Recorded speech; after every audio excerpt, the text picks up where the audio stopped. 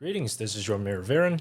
In a previous video, I reacted to the lore of Outlast 1, 2, and the DLC. Although I have specific gripes that I had with the Wall Rider, Chris Walker, and how some of the lore were presented, I do enjoy the idea and the setting of Outlast. After that video, I've went and learned a bit about the prequel, Outlast Trial, and seems like it was heading where I'd like the story to go, to be built lore-wise.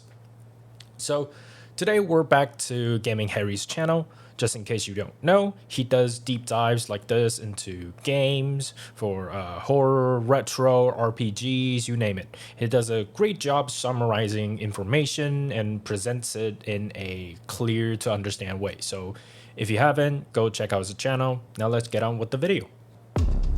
Now that Season 1 of the Trials has ended, and that we are now into Season 2, I felt it apt to make a big video featuring all of the lore for Season 1 of the Outlast Trials. Pretty much everything in this video is information that I've already spoke about in the individual videos on the game's updates, but this will be laid out in a timeline format. From Easterman's unraveling to the fighting and squabbling within the Murkoff Corporation, there's a ton of meaty lore to feast on in this one. Because this video will cover 9 videos worth of Outlast Trials lore, this is sure to be a pretty long one, so I'd suggest grabbing some snacks and a drink.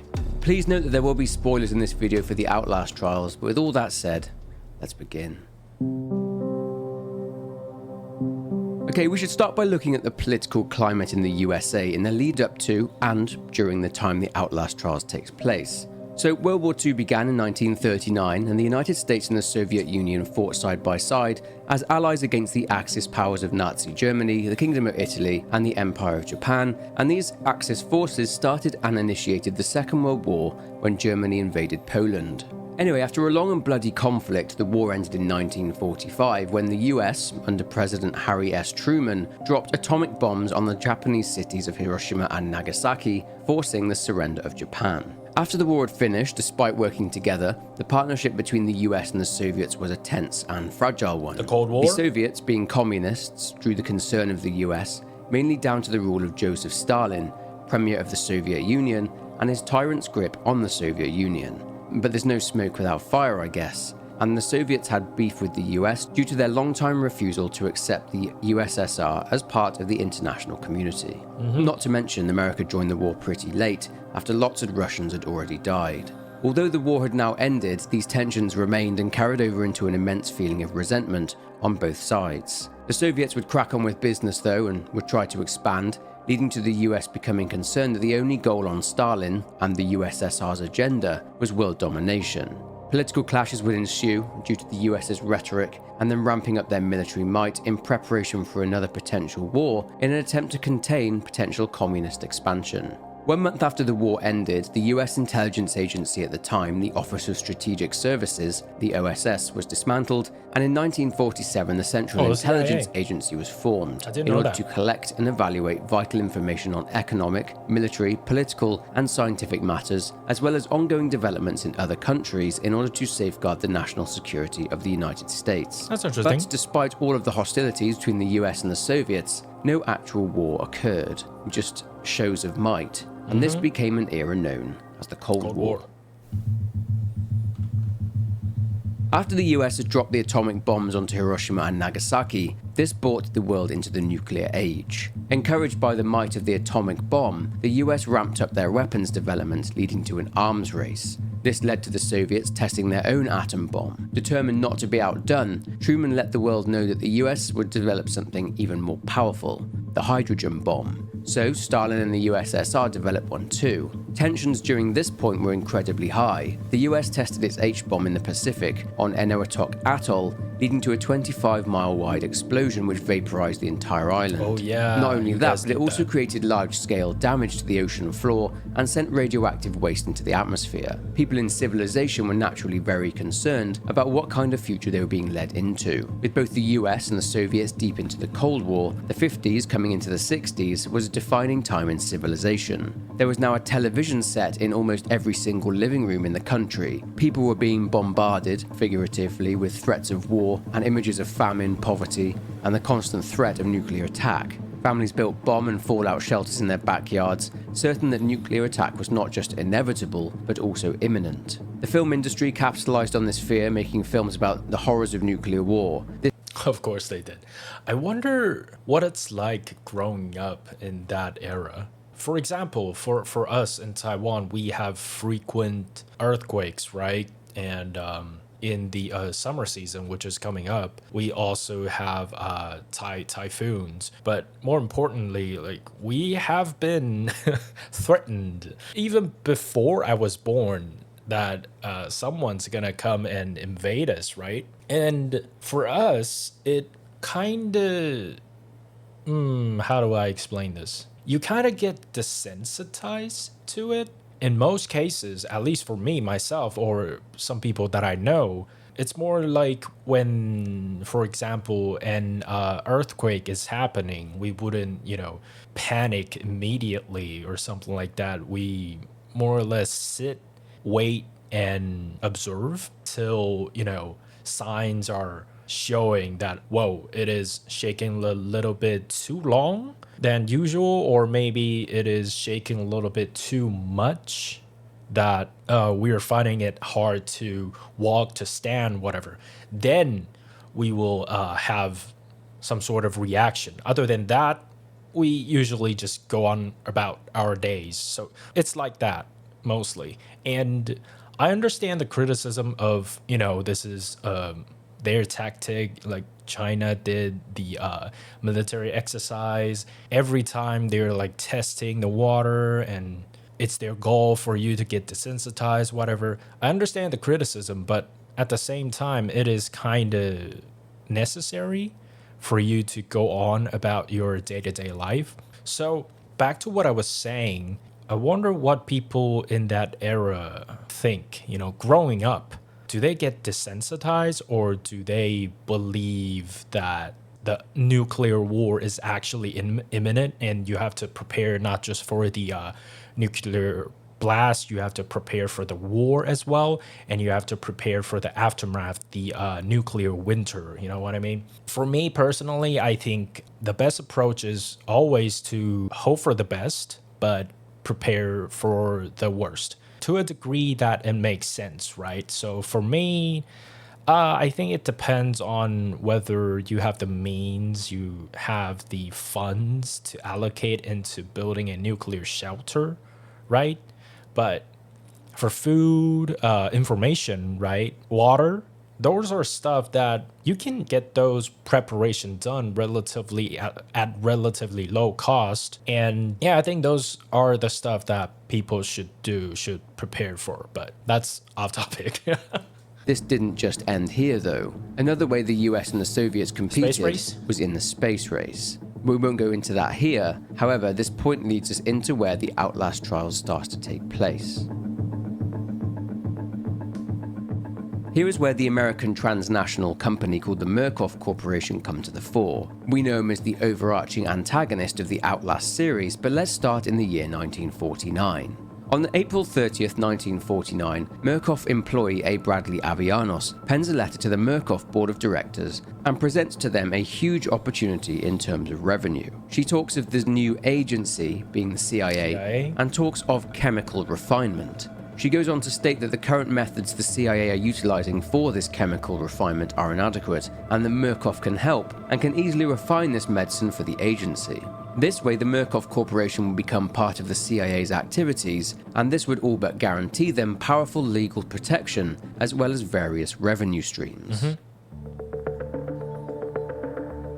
Naturally, given the US and the USSR's insistence to stay ahead of each other in every department, this also amounted to methods of drug-induced brainwashing. You see, due to the tensions, the CIA became utterly convinced that the Soviets had found a way to control the human mind. So in 1951, the US, or rather the CIA, began their own project to research this themselves. Project Bluebird was developed, which later became Project Artichoke. This project allowed experiments to be carried out by psychiatrists, and said experiments included things like inducing amnesia in subjects and inserting access codes into subjects' minds via hypnosis, as well as creating split personalities. After using various other drugs, the CIA settled on and administered LSD to subjects for long periods of time and used it in conjunction with therapy in order to try and erase part of their minds.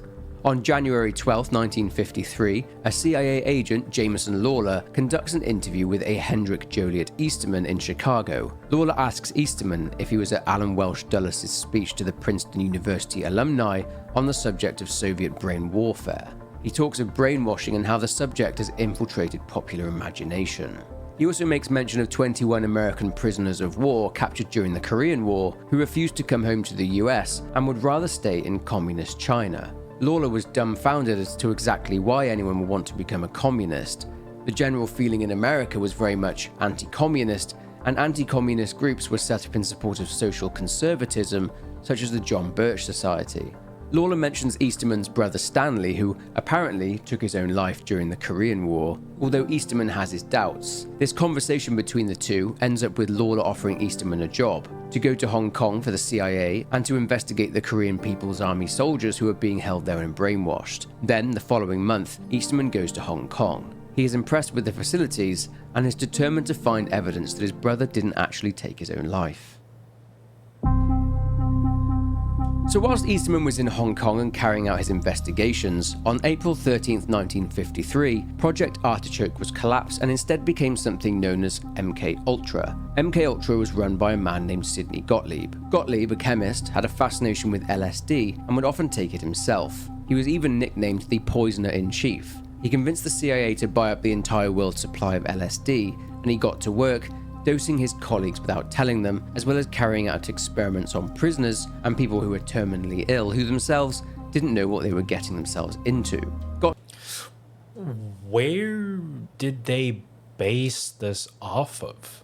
Like, even the belief of Soviets have found a way to actually brainwash people. How? We're talking about a country's government. What do they know that we don't?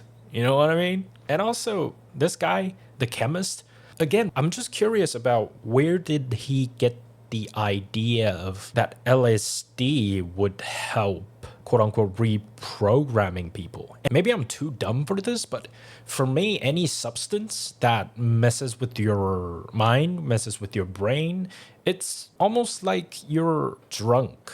Like, why would you want to be impaired, especially when you're the head of the research? You know what I mean? Why would you take it yourself? I mean, you could use it on the patients, you could test it on someone else and see what the effect is and what the outcome in a state that you can control, right? That's science. But why would you take it yourself when you don't know the extent of the effect or even the long-term effect? And you are adding in the variability into your research, which is you, yourself, your ability to think normally. You know what I mean? Gottlieb was out of control, with his thought being that heavy doses of LSD would end up in the human mind being destroyed and a new one put there in its place. Yeah, again, you'd think that CIA Director Alan Welsh Dulles and Chief of Operations Richard Helms would put a stop to this, but the truth is they needed breakthrough, and they'd really rather not know what Gottlieb was doing, so they just left him to it. At the start of the following year, Easterman, whilst he's in Berlin waiting to go back out to Hong Kong again, writes in his journal about what he perceives about National Socialism, that despite the evils that the US portrays in regard to socialism, they have much to teach the US about infrastructure, propaganda, and leadership. He goes on to basically say that atrocities can be carried out, such as the atomic bomb being dropped on Hiroshima, a weapon which could mean global death, where nobody will be remembered because there is no one left to remember. This is just the beginning of the next few years of Easterman's life. 4 days after rambling into his journal, Easterman is in Hong Kong again. The CIA want him to investigate a technique called See Now, which translates as wash brain. Okay, I also find this very interesting. So, See Now is wash brain, so brainwashing. And I don't understand why English Westerners in general does this. Like, why? Like, just call it what it is, brainwashing. If you want to have it as a special version from a national, then add the national in front of the word. Why steal the word and then make people have to learn another word to understand what it is? For example, like wrestling, right? So there is wrestling in the Western sense. And there is also Chinese wrestling. We call it 摔跤. So it pretty much portrays the same thing, but when Westerners are calling Chinese wrestling, they call it 摔跤, and it's just why? Same as comic, manga, manhua, and manhua, like it's the same kanji, it's the same two word written differently. So, for example, like us, we call Japan comics 日漫, so Japan comics. For Korean manhwas, again, Hanman, so Korean comics. So same as China, same as Taiwan, doesn't matter. And even American comics, we call it 美漫, so American comics. Like, why not just do that? Where you only have to learn, the nation's name and the word for comic. But no, you have to come up with these like new special words that you have to memorize. Like, oh, in Japan, it's called manga. And in Korea, it's called manhwa. And in China and Taiwan, or maybe Hong Kong, I can't speak Cantonese, so I don't know. In Malaysia, right, it's called manhua. Why? Why do you guys do this? Why call it a special technique of Xi now? It's just brainwashing. It's Chinese brainwashing. That's it. Just call it what it is. Why complicate it? Why? The agency have a dozen war veterans for his studies, both Western and Chinese, and they would have already been exposed to this technique. Easterman is actually more intrigued by the Chinese Communist Party's program of ideological remodeling, which he describes as the deliberate shaping of an entire population, which, according to Easterman, seems to be working. He seems more intrigued by this than the subjects, who he describes not as programmed machines, but instead as broken children. Oh my God. Okay, that might not seem like a important distinction, but I think for the lore writer, for the Outlast team to be able to come up with this, at least the writer, instead of a programmed soldier, a machine, it is more like a broken children. It is such a specific categorization or description that you wouldn't even have any idea about unless you have certain understanding, at least a level of understanding of what they're doing. And so this is not just China. This is pretty much in our culture, right? You see this kind of manifests without going to too much detail because we're reacting to the lore of Outlast, not fucking politics. But you'll see this kind of everywhere, but this is something that the communists excels at with their propaganda, their party-centric government. What they do is they spawn camp you at birth and they feed you this constant stream of information. They keep stimulating this emotion response. They don't stop it from happening. They stimulate it. And in a lot of Chinese, their attitude towards Japan, it is not rational. It is something more. I mean, if you've seen those videos, you will understand. Same as Korea, just not as bad. And a lot of that, when you actually look into it, it's propaganda pushed by someone in a nefarious way because they're trying to divert the attention or whatnot. But the point is that the way China has been doing their brainwashing, they're not making loyal soldiers. They are making broken children. You can see this pretty much everywhere, but I'd say in East Asia, it is quite common. It's just that people oftentimes keep it to themselves, so you don't see it. But the way you can identify people with these traits, the people who are conditioned, brainwashed into this quote unquote broken children, is the person who cannot agree to disagree. They have to pick a side, they have to act on their impulse, their emotion. And the moment you ask a question, any question that opposes what they perceived as the norm is, anything that goes against that is considered almost blasphemy. They cannot understand it. They will not entertain the thought that they have been taught the wrong thing. The biggest red flag you'll see is that they will show this very clear sign of a angry elementary school children. You see their shoulders start to rise, their face, their ears start to light up red, and they start attacking you on a counteroffensive instead of addressing the point or the question you're asking. And you see this pretty much everywhere, but like I said, in China, it is very common. So, like I said, my point is that unless you have some level of understanding of how these conditioning works, they wouldn't have used the term broken children. So again, this might not seem like a big thing, but for me, this gives me a lot of confidence that at least the writer has done their homework. Yeah, I'm excited now. Whilst this was going on, Murkoff were working diligently in the background. You see, Jameson Lawler had turned to and relied upon Murkoff to help him with some problems after becoming frustrated with how slow the CIA got things done.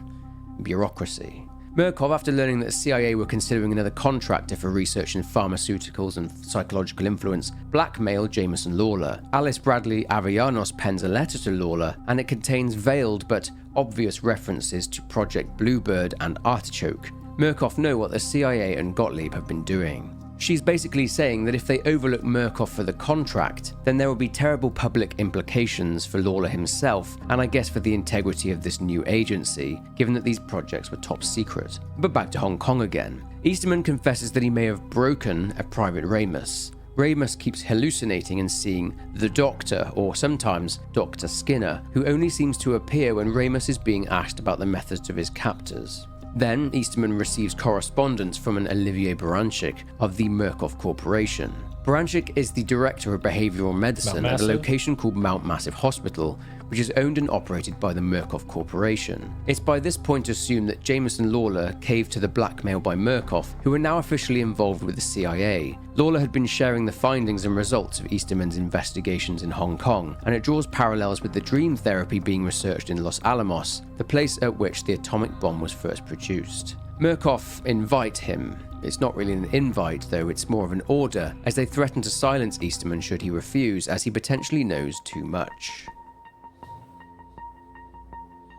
So in fear for his well-being, Easterman travels to Los Alamos and meets with the researchers and scientists there. He meets one scientist in particular. Wernicke? Ever since the war ended in 1945, the US had an operation titled Operation Paperclip, which would be focused on bringing prominent ex-Nazi or even Nazi-supporting scientists to the US in an attempt to prevent their skills and knowledge being used against them in the future. One of these scientists was a Dr. Rudolf Gustav Wernicke, and Easterman reads Wernicke's notes. He describes him as potentially being delusional and guilty about his work with the Nazis, about his belief in ghosts and fairy tale bogeymen. I'd imagine such as the creature from Germanic folklore, Alp, Mara, or Schrat. Except Wernicke's work had been thoroughly vetted by others, so Easterman is confused and doesn't know what to think. A couple of days later, Easterman reads something which applies to the researchers at Los Alamos, that the most merciful thing in the world is the inability of the human mind to correlate all of its contents, and that we are not meant to voyage too far. Another few days later, Easterman has been warned against talking politics with Wernicke, and he was told that they can overlook his past for the sake of the future. Either way, Baranchik thought Easterman's work and knowledge on brainwashing could be meshed with Wernicke's work with guided visual stimulation. Easterman did try to learn more about Wernicke's experiments, but to no avail. Then Easterman writes about strange dreams. Dreams of lucidity, likely caused by the first prototype of what would come to be called the morphogenic engine. June 7th, 1954, due to Murkoff's work on MK Ultra, an incident happened in San Antonio, Texas. An airman brutally murdered an entire family of 5, as well as getting friendly with some animals on the farm. Jerome Gillette was found naked, confused and disoriented amongst the pigs. The public were baying for retribution and payback, so Gillette was taken somewhere secret. The man said that he was just at a fireworks show and was offered a piece of gum by a woman in white, and he then blacked out days later. Naturally, Jameson Lawler was disgusted and furious. Do not consume anything from a stranger. Why would you do that? He tells Alice Avellanos that this cannot happen again. He's afraid of the blowback onto the agency, but Murkoff, being Murkoff, know how to handle that kind of thing. This is detailed in a reply to Lawler, in which Avellanos tells him that progress is never clean and easy, that as long as the public have someone to hang for the crime, Gillette, then they won't ever get curious. Avellanos then puts a proposition to Lawler to keep all future experiments in-house. Easterman is now on his way to Sinaloa. He journals that the way to the Sinaloa facility is a rough road, enough to cause someone injury whilst travelling there by vehicle. Easterman sits in the massive Sinaloa warehouse that he notes could house an entire army. Electricity and water will be difficult, but an achievable task. He talks of them needing an architect, and that Avellanos will be interviewing candidates shortly. He writes that the collections department was at work as well, researching potential subjects for something termed prime assets, and the general experimental population. He goes off on a tangent and mentions the sun being a fountainhead of inspiration. Easterman, even in these early days, in his own words, was flushed with optimism. Further on from him citing the sun as an inspiration, Easterman, 3 days later, administered a small dose of lysergic acid to himself, a substance more commonly known as LSD. A common substance used throughout MK Ultra for its mind-bending effects. Its ability to give the consumer the ability to hear in colour and see sounds. What follows next in his journal are the evident ramblings of a man hopped up on psychedelic substances. He starts thinking about charisma and starts rambling about being burned by the sun, that the desert is revealing some new truth to him that he's not yet unravelled. Easterman asked his wife Irene to find his copy of the Julius Firmicus Maternus. However, it was not there. Essentially, Julius Firmicus Maternus was a Roman astrologer and also a Christian. Easterman mentions Carl Jung's works, The Phallus of the Sun. He references it and says animo descensus per orbum solis tributur, which translates as they say that the spirit descends through the disk of the sun. What I think Easterman may be getting at here is that when he's talking about the phallus of the sun, he's talking about the sun having a literal phallus, and that it hangs from the disk of the sun, and that its movement generates wind. It was then also thought that when the Virgin Mary fell pregnant, it was this wind that caused it. It's documented in the miracle of Pentecost that the Holy Ghost flew down in the form of a dove and impregnated the Virgin Mother with the child that would become Jesus. Hence the term, the Spirit descends through the disk of the sun. Anyway, Easterman is obviously a believer in God, and he also seems to see the sun as the only rational God, the center of all life, and to look at the sun wouldn't mean blindness. Easterman finishes this entry with a final thought regarding charisma, that to be truly charismatic, the person must be unknowable and lethally dangerous. To look at them, much like the sun, would make you blind. The same day, Easterman journals once more on charismatic authority. He once again dives into the Bible, and specifically the Book of Corinthians. Bear in mind, this is before the CIA is to fully get on board with Murkoff and Easterman's work.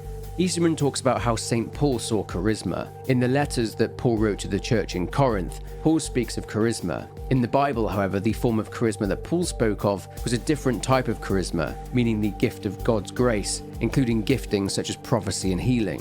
Whereas what Easterman is saying is centered more around modern-day charisma, which is considered a more special form of authority. Anyway, Easterman mentions that he rejects the idea that charisma can only be gifted by God, as he believes in the moldable, malleable organs such as the brain, and how human beings are basically clay. He says that charisma is a product, and it can also be a weapon. Again, on the same day, still under the effects of LSD, Easterman writes about Wernicke. He mentions that he'd love to study him. Talking of his charisma, he speaks of it being the clearest examples of charismatic aura he's ever seen. He likens his face to that of a shaman, and believes that Wernicke believes intensely in something that Easterman thinks is impossible to put into words.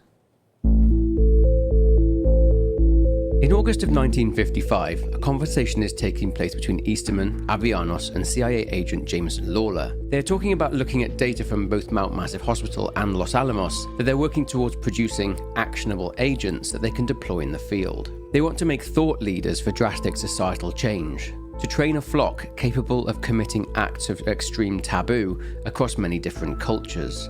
Around 12 minutes into the conversation, the topic of discussion turns to the Battle of Dien Bien Phu. Located in French Indochina, which of course is now present-day Vietnam, it was the location of a vicious battle between the French Union's Far East Expeditionary Corps and the Viet Minh's Communist Revolutionaries. The US or the CIA were secretly providing aid to the French Union through personnel taking part in the battle. On the other side, China and the Soviets were providing their own support to the Viet Minh. Anyway, after a long battle, the French would lose, and the French government in Paris resigned. The new French Prime Minister supported withdrawal of troops from French Indochina. The 1954 Geneva Accords were signed, and the French withdrew all their forces from its colonies inside French Indochina. The reason they are talking about this is that when it came to US support for the French Union, the US president at the time, President Eisenhower, did nothing. This, Lawler reveals, was due to a very sensitive issue. The US choosing to get directly involved in Indochina would spark nuclear war between the US and the Soviet Union. Easterman speaks of Project Lathe, and how it can offer the CIA a quieter weapon so that nuclear Armageddon can be avoided. They speak about the agency already being invested in Project Lathe, and they mention something called SADM. This is referring to the US's Special Atomic Demolition Munition, a portable nuclear bomb which was designed to be used in combat, but which thankfully was never used. Avellanos tells Lawler about potential domestic applications in terms of using the reagents, but Lawler does not want to know. Avellanos responds by saying that the communist threat is growing domestically as well as internationally. Easterman challenges Lawler's belief that the French got beaten in Indochina because of a communist uprising, and once again goes back to the fact that Ho Chi Minh was one of these rare charismatic leaders. It was the belief that he gave his troops that helped them win the battle. Lawler says that he'll have trouble selling that notion of charisma to his superiors in the agency. I mean, you don't have to explain it that way where, oh, it's charismatic leader. It's morale and belief. When you're a soldier, you're just a cog in a working machine, right? If every cog is working towards the same goal, doing their own job, if everyone believes in that, and maybe off rotation, they see how even after the battle, if they still have hope, they're still in high spirits, like there's no doubt that that's gonna make a big difference, right? I mean, I actually don't really understand the logic here where they are looking for the charismatic leader. Are they trying to produce that leader themselves, or leader as in inspiring action? I'm kind of getting both. Where what's the name of it? Prime assets. Prime assets. So the prime assets are the charismatic cult-like leader. Sounds like it. And the reagents, or the general experiment population. So these are more or less the sleeper agents, right? And what I'm not connecting is, how do you make it so that, I mean, the reagent side seems more possible. You either break them down so much or you camp them at spawn. So basically, you want a white paper to model them the way you want and keep them as primal as possible, where everything they do is based on instincts, right? The instincts or the behavior that you condition them in. So I can see reagents or general experiment population working, but for the charismatic leaders, these are almost cult-like leaders. Why would they work with you? If they have the ability to do or to rally people in the way Easterman or Murkoff wanted, why would they work with Murkoff or the CIA?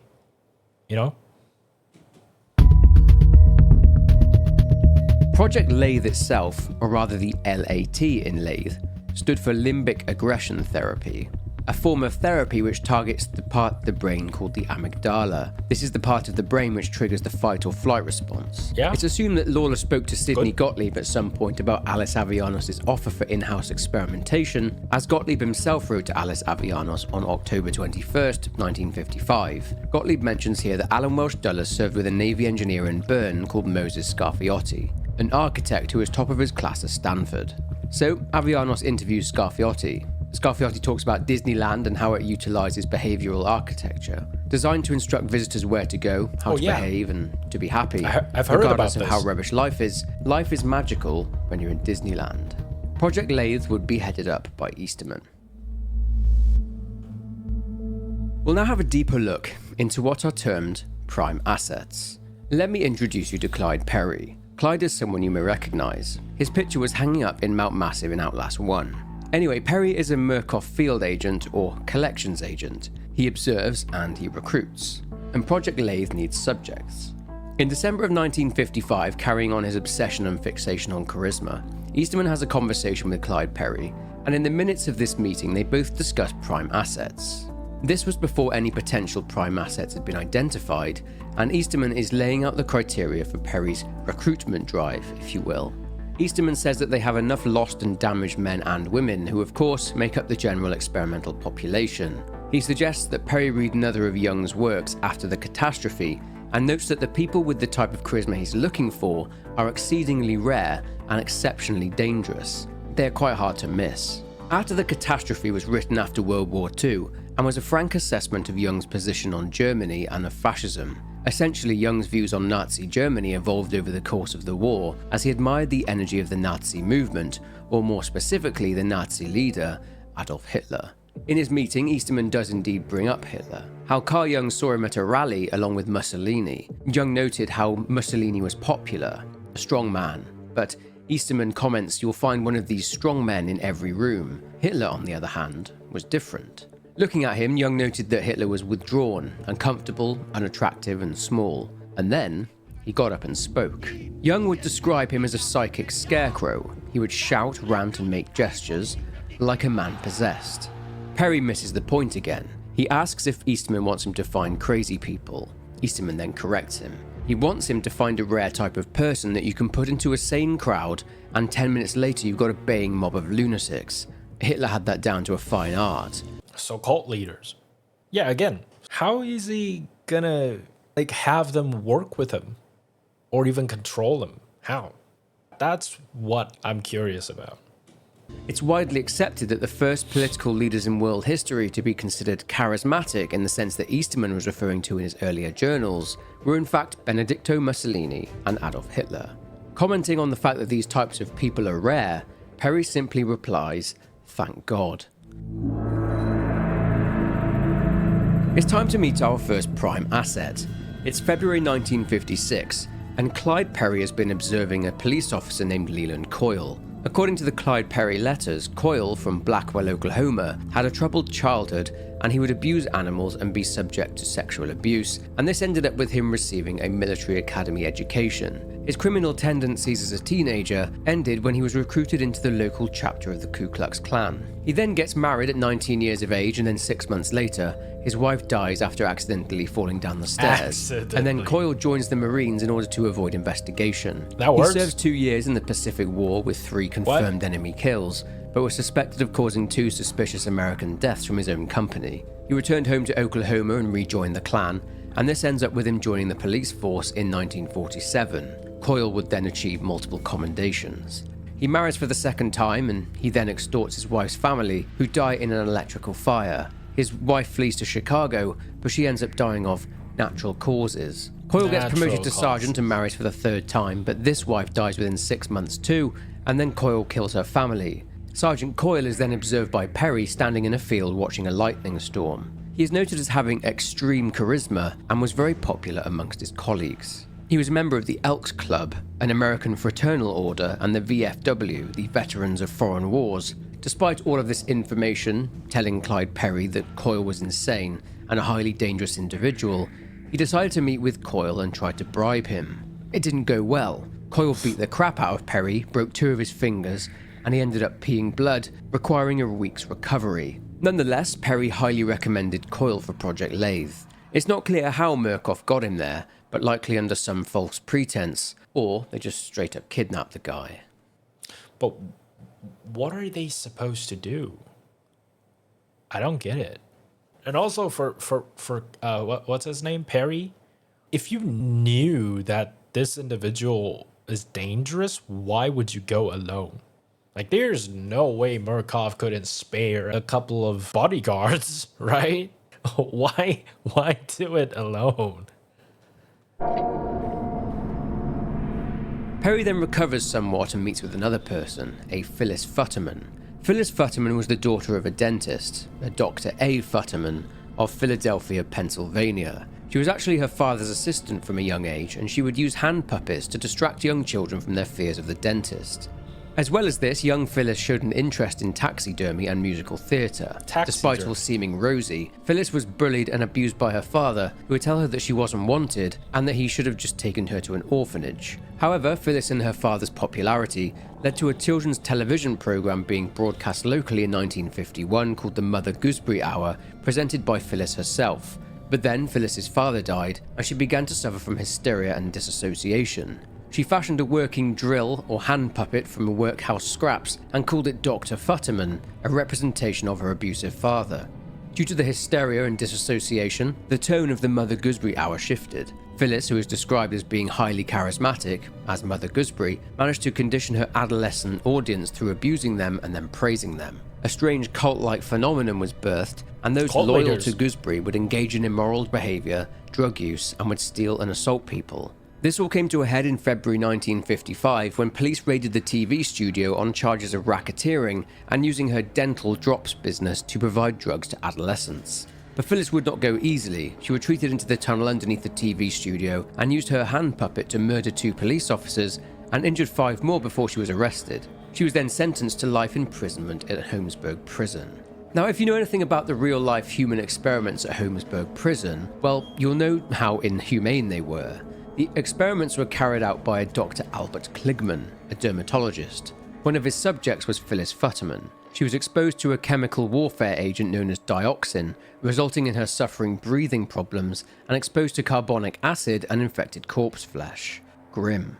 Despite her appearance drastically changing since the start of her incarceration, her high charisma still remained, and she had a few affairs with some of the guards. Perry interviews Futterman on December 13, 1956, and notes that she switches between 2 personalities, her 14-year-old past self and Mother Gooseberry, and her father, Dr. Futterman, who is portrayed as cold, violent, and abusive. Perry would note that each of the personalities ended up lapsing into a lizard-brained rage monster. She notes that she'd like a change of scenery, so Clyde recommends her for Project Lathe. It needs to be noted that the Prime assets all have one thing in common: charismatic sway, and lots of it. Yeah, I'm just failing to see how that wouldn't backfire. You know, you have these 2 pretty much insane people with, in their words, charismatic sway, and had already proven that they have no problem killing. So I just couldn't see how this would benefit in creating a sleeper agent or programmable soldier, or even broken children. I mean, maybe broken children? If these cult leaders are torturing the reagents as well, then maybe. But in that case, why wouldn't they just do it themselves? Why do you need these Prime assets to do it for you? So Coyle and Futterman were used and coined as Project Lathe Prime assets.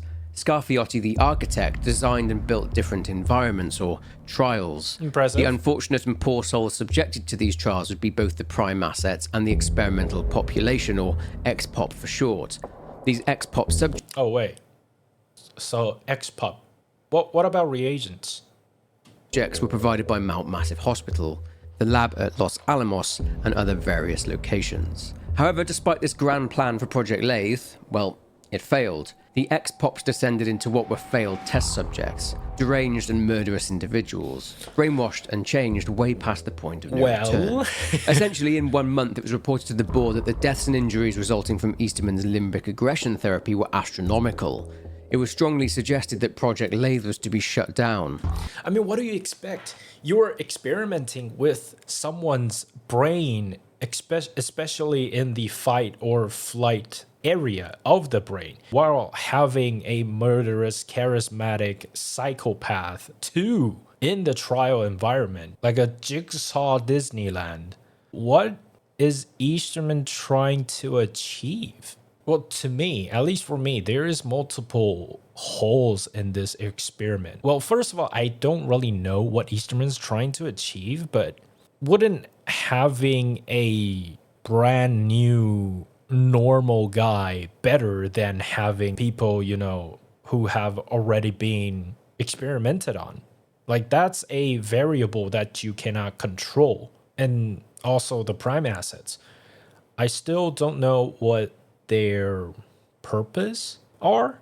Yeah, I guess the question just boils down to I don't see what Easterman is trying to achieve, and even if he has a goal in mind, isn't this experiment designed with way too many variables to be effective? Immediately, Easterman was gutted. He believes that Moses Scarfiotti, the architect, is conspiring against him and setting him up to fail, using the failure as Lathe as evidence of his incompetence. But Easterman then talks about transference, that Futterman, or Gooseberry, is seeing Easterman as a proxy to her father, and Coyle is projecting murder victims onto Easterman. Easterman worries that Project Lathe will fully collapse, so he gets to work. So, like, insane people. What? Spurred on by his proof that reprogramming the human mind is possible, Easterman comes up with the redesign for Project Lathe. The trial environments, the prime assets, the now insane ex-pop, they can be the proverbial anvil, and all these things combined will be the new way that they will hammer their subjects. But Easterman needs to change where the subjects come from and what condition they are in when they arrive. Easterman must also be absent, powerful, malevolent, and Yeah, exactly. Like, this one makes more sense. So, the Jigsaw Disney ride and the murderous cult and the cult leaders, right? These are all trauma-inducing motherfuckers. And with Easterman as this unknown entity, you could potentially become that cult leader yourself while using, like, in their words, hammer their victims, right? You break them down, and you as the cult leader could potentially remodel or control or manipulate them into doing your bidding. This makes much more sense.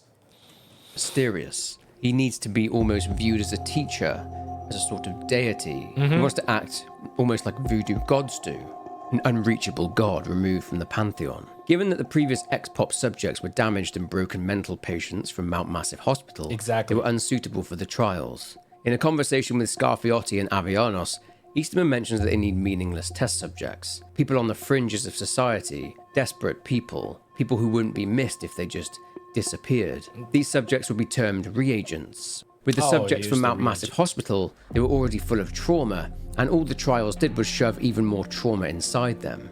The problem with Gooseberry and Coyle is that they were both too charismatic. Gooseberry had developed a cult of personality through the media, and Coyle had been given authority over others through his job as a police officer. Easterman manages to convince Avianos to let him recommence Project Lathe. It all boils down to money and costs, of course, but he then pens a letter to Olivier Baranchik detailing the autopsies on previous Lathe victims. He had discovered tumor-like growths in the parietal lobes of the brain after something called operant conditioning, which is essentially a method of learning that uses rewards and punishment in order to modify a subject's behavior. But after promising Baranchik a proof of concept, Easterman ends up finding absolutely zero correlation between the operant conditioning and the brain lesions. Talk about jumping the gun. Easterman again is devastated and is convinced that Murkoff will shut the project down, but he once again comes across the Skinner Man, just as he did back in Hong Kong. But the following day, everything has changed. I'm not entirely sure whether Easterman had genuinely found a way to set these predetermined behaviors into the subject's brain or whether he was just blagging it, but either way he terms it as having a devil on one shoulder. The Murkoff board and the CIA then authorized Project Lathe 2, with oversight being provided by Dr. Wernicke, and one of the prerequisites for the funding is sharing their findings and research with other CIA projects, MK-Ultra, MK-Delta, and MK-Naomi. Good news for the CIA and for Murkoff's bank balance is that everything is already built and there. Coyle will believe that he is enacting some form of twisted justice, and Gusby will believe that she is in her make-believe world, which serves as a way to bring back her childhood joy. But now they need the subjects, these reagents. With Lathe 2 underway, it's moving forward very fast, and Easterman is blown away by the amount of funding the project is receiving. Olivier Baranchik wants Easterman to send test results to the Operation Paperclip scientists at Los Alamos, as it seems they are particularly interested in the Skinner Man. Easterman assumes, at first at least, that he is just a subconscious projection of a guard or of the nurses who make changes to the subject's ESOP. But Easterman is mortified to learn that it is perhaps he who is the source of the Skinner Man. Easterman is under some kind of assumption that his patients love him and see him as a father figure. Okay, this is where I like. This is also much more believable than Wall Rider, right? The point that I brought up in the last video is that the concept and the implementation of Wall Rider is so poorly explained that I personally think it is more logical to assume it is something supernatural. It is a bit too far into the science fiction realm. But for Skinner Man, right? Sure, it is a bit weird that the the captured Korean soldier had this same projection image in their mind with these reagents, right? Or the XPOP. One could argue that it sounds kind of supernatural, where it has some kind of collective consciousness between these broken patients. But you gotta understand that all of these recollection is coming from Easterman. So it could also just be his interpretation of what the patients are describing. You know what I mean? So yeah, again, I like this. It is explained. It is vague in some places where you can argue either way. Is it science fiction? Is it logical? Is it supernatural? Either way, it makes sense. Yeah, I like this. I really like it.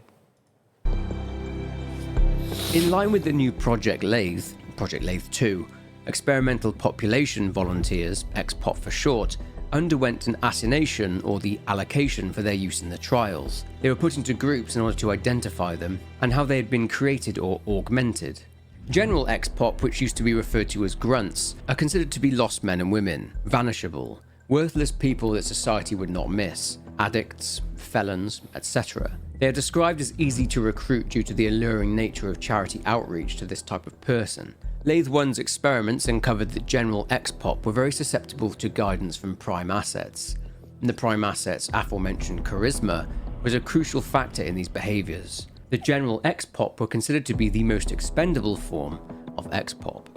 This one's fairly self-explanatory. Heavy XPOP used to be referred to in the first phase of Project Lathe as big grunts. They were thought to have been violent children. They were reported to have been remnants of external experiments involving hormone therapy and limb extension surgery to be used in military applications. They're very strong, almost impossible to restrain physically, but conditioned for total obedience. They are mentally like children. Lathe would exploit this, as heavy XPOP would believe pretty much anything. You see, this is what I'm talking about. This feels like a much more complete picture of the lore. Because again, back to the complaint I have in the first video I did on Outlast 1, 2, and the DLC is because, also Chris Walker, right? How did he tore people from limb to limb just because a therapist did something to him, some experimental treatment? He's suddenly able to tore people limb from limb. It just makes no sense. And I think that takes away from the immersion in a story, in a lore, in a setting where you have real life history mixed in within fiction. And now here you have these, more or less explainable science fiction that also fits the theme, right? Murkoff, CIA, government program, experiments, military usage in chemical warfare, biological warfare. You see hormone experiments, limb extended surgery for them to be programmed as soldiers, and everything kind of connects with each other and it makes sense. This is just a explanation for a mob within the game. So yeah, again, this is what I'm talking about. This feels much more complete and there's much more detail being filled. I feel like this is the right direction in keeping the story believable, immersive, and interesting. On to Pouncers. They originate from Mount Massive Hospital. They are patients with paranoid tendencies. They are described as having a high resting amygdala activity, and this suggests that they experience a high amount of anxiety and depression.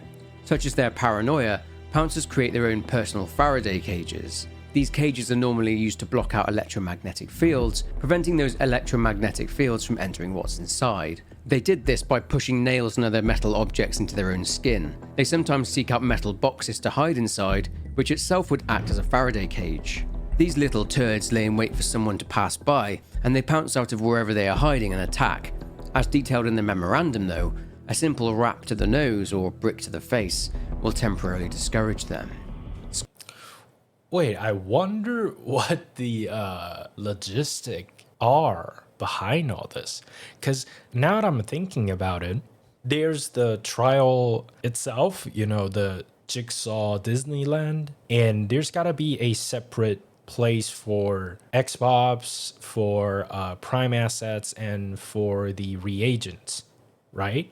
So how do you get them to go back to where they're supposed to be? I mean, reagents, I get it, because you're going in with the shuttle, right, and leaving the shuttle after you've completed the tasks. But what about Prime assets and the Xpops? I mean, the Prime assets maybe is a little bit easier, since they say Leland Coyle was under a presumption that he's like doing some justice. He's still a cop or something like that.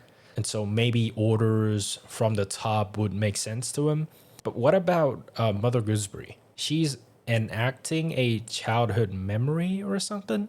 How do you get her to do what you want? And especially the X-Pops. Like, these are either damaged beyond saving or a cult follower that has been molded by Leland Coyle and Mother Gooseberry, right? Like, how do you even control them? Do you just sedate them? The logistics behind it has got to be insane, right? Because the pouncer, they create this Faraday cage by pushing, metal objects inside themselves, right? Unless you push too deep or some places, maybe some major arteries, it is unlikely that they bleed out since they don't pull it out, right? But there's a very good chance that they'll get infections through that, right? So they gotta get some form of treatment, right? They also gotta eat, they also gotta pee, poo, they gotta sleep, right? So I don't know. I feel like there's a lot of logistics behind this that weren't shown, and I'm not complaining, but I just thought that would also be a interesting concept if you play as a Murkoff employee. Like, maybe you're the hospital staff, maybe you're the cleanup crew, maybe you're the repairman, engineer, or something like that, and you go through. I just thought the logistic behind all this, if we ever get the chance to like see behind the scene, would be super interesting. Screamers next.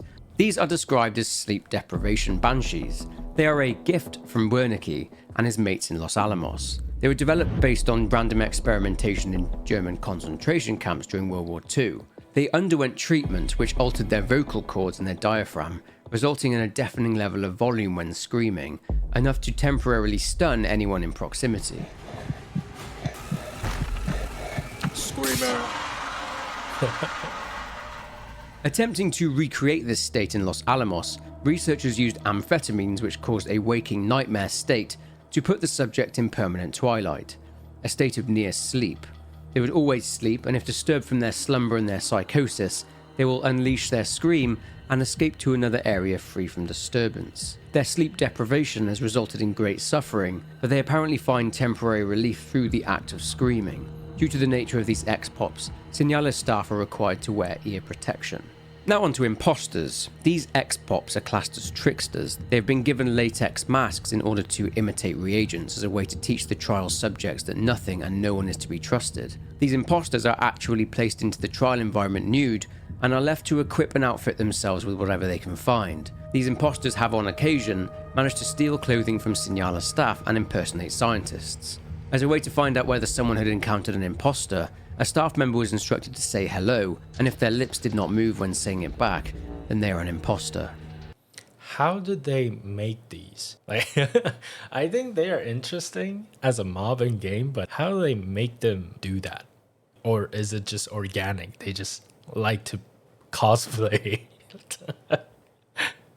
These massive, great big lumps of rage are known as berserkers. They are the previous results of prison experiments regarding weaponized syphilis. As a result, they are blind and get disoriented. Syphilis? However, they are incredibly strong and aggressive. They were experimented on further at Los Alamos, and the team there inserted steel pins into sensitive areas, made them bigger through the use of hormones, and lengthened their limbs. They were thought to have been useful for urban and jungle warfare in communist countries. They have the propensity to self-mutilate, so metal plates were placed over their faces. This was due to the fact that they seemed to hate their own eyes, so basically got rid of them, and picked at their own brains, essentially self-lobotomizing. Berserkers were actually one of the closest ex-pops to Wernicke's theories of lateral ascension. They seem to take delight in violence against others. They even seem to worship it. How do they even One interesting see, note though? is that Signalis staff are strongly advised not to engage berserkers in conversation, or to even listen to them. Staff members have been known to harm themselves following exposure to this type of ex-pop. And finally, pushers. Pushers are essentially Signalis staff that had lost it through chemical exposure. This may have been as a result of their close proximity to the trial environments. Pushers are equipped with aerosolized medicating equipment, but make their own psychoactive chemical. Reagents were reported to be developing a tolerance, Wait, how? but the pushers preempted this and made more volatile compounds, which allowed for an even deeper level of drug-induced psychosis. It was thought that their delusional state was a result of a perceived relationship with the Skinner Man, and by extension Dr. Easterman. They appear to suffer from the pseudo-bull-bar effect, where the sufferer has uncontrolled fits of laughter which don't match their internal feelings.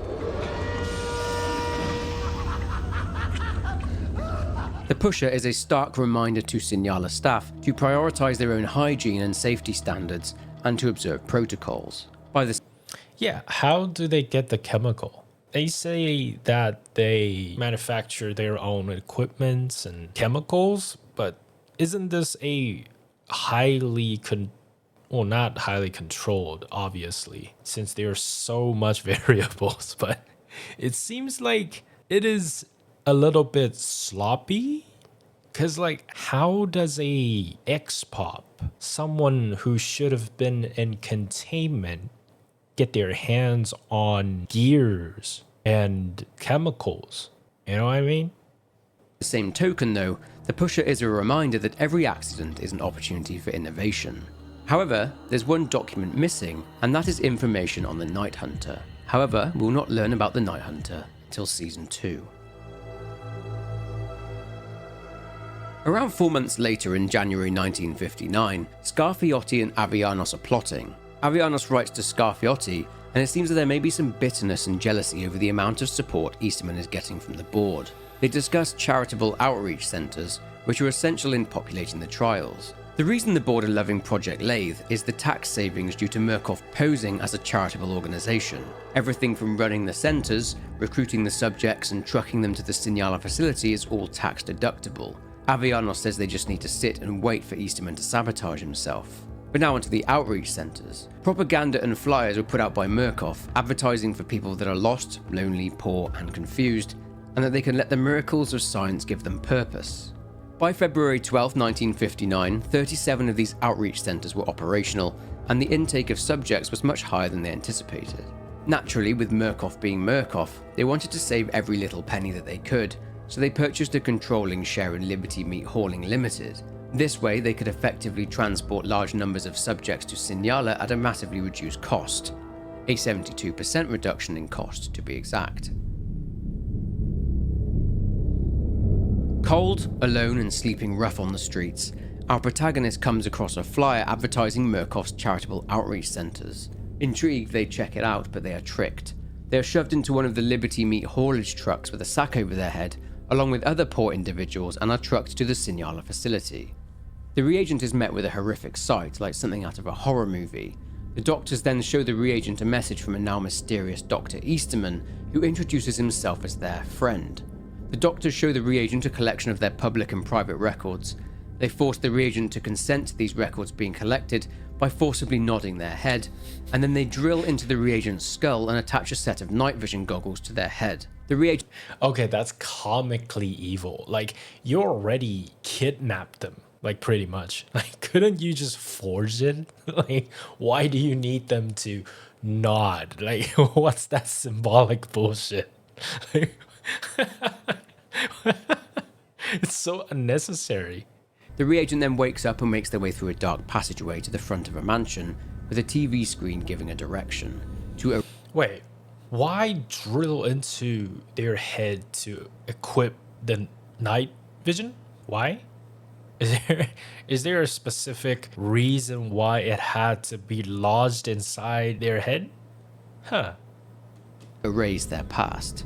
Inside, the reagent is directed to stages showing key parts of their life. Their birth, which is described as the single most destructive thing they've done to the world, that they have to release the past and embrace the future along with a new birth.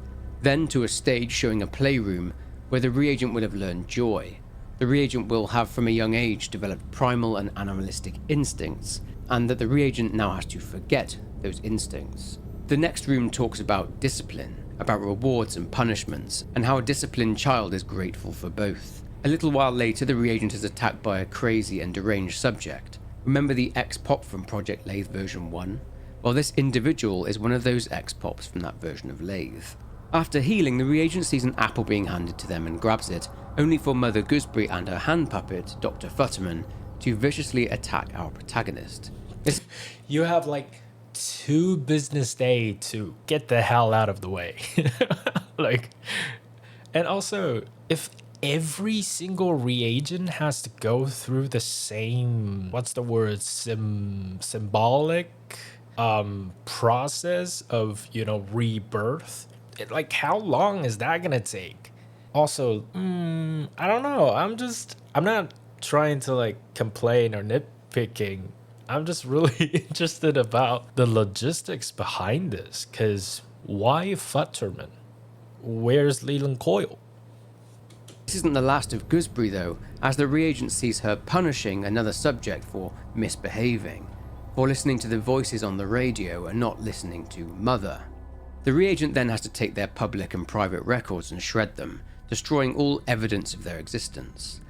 Yeah, if every single reagent, I would assume that the other guy is also a reagent. So is there multiple going through the same trial? But either way, I feel like this is a very elaborate way to introduce someone to this. I mean, the machinery part, I don't think is as difficult to set up, but the X-Pop and Mother Gooseberry is the uncontrollable factor here, no? They are now officially a nobody. After being violently pursued by Gooseberry once again, the reagent manages to make it to the safety of the shuttle, where they are taken to an area known as the sleep room, whilst a message from Easterman plays on the screen with weird symbols flashing, imprinting the message into the reagent's brain. Doesn't that feel better? All reamed out, cleared, and ready. Everything perfectly under control, kept tidy for somebody with just your dysfunctions. We're returning you to the sleep room now. A place you can reflect on what you've learned. This is exciting. What a gift. What an opportunity.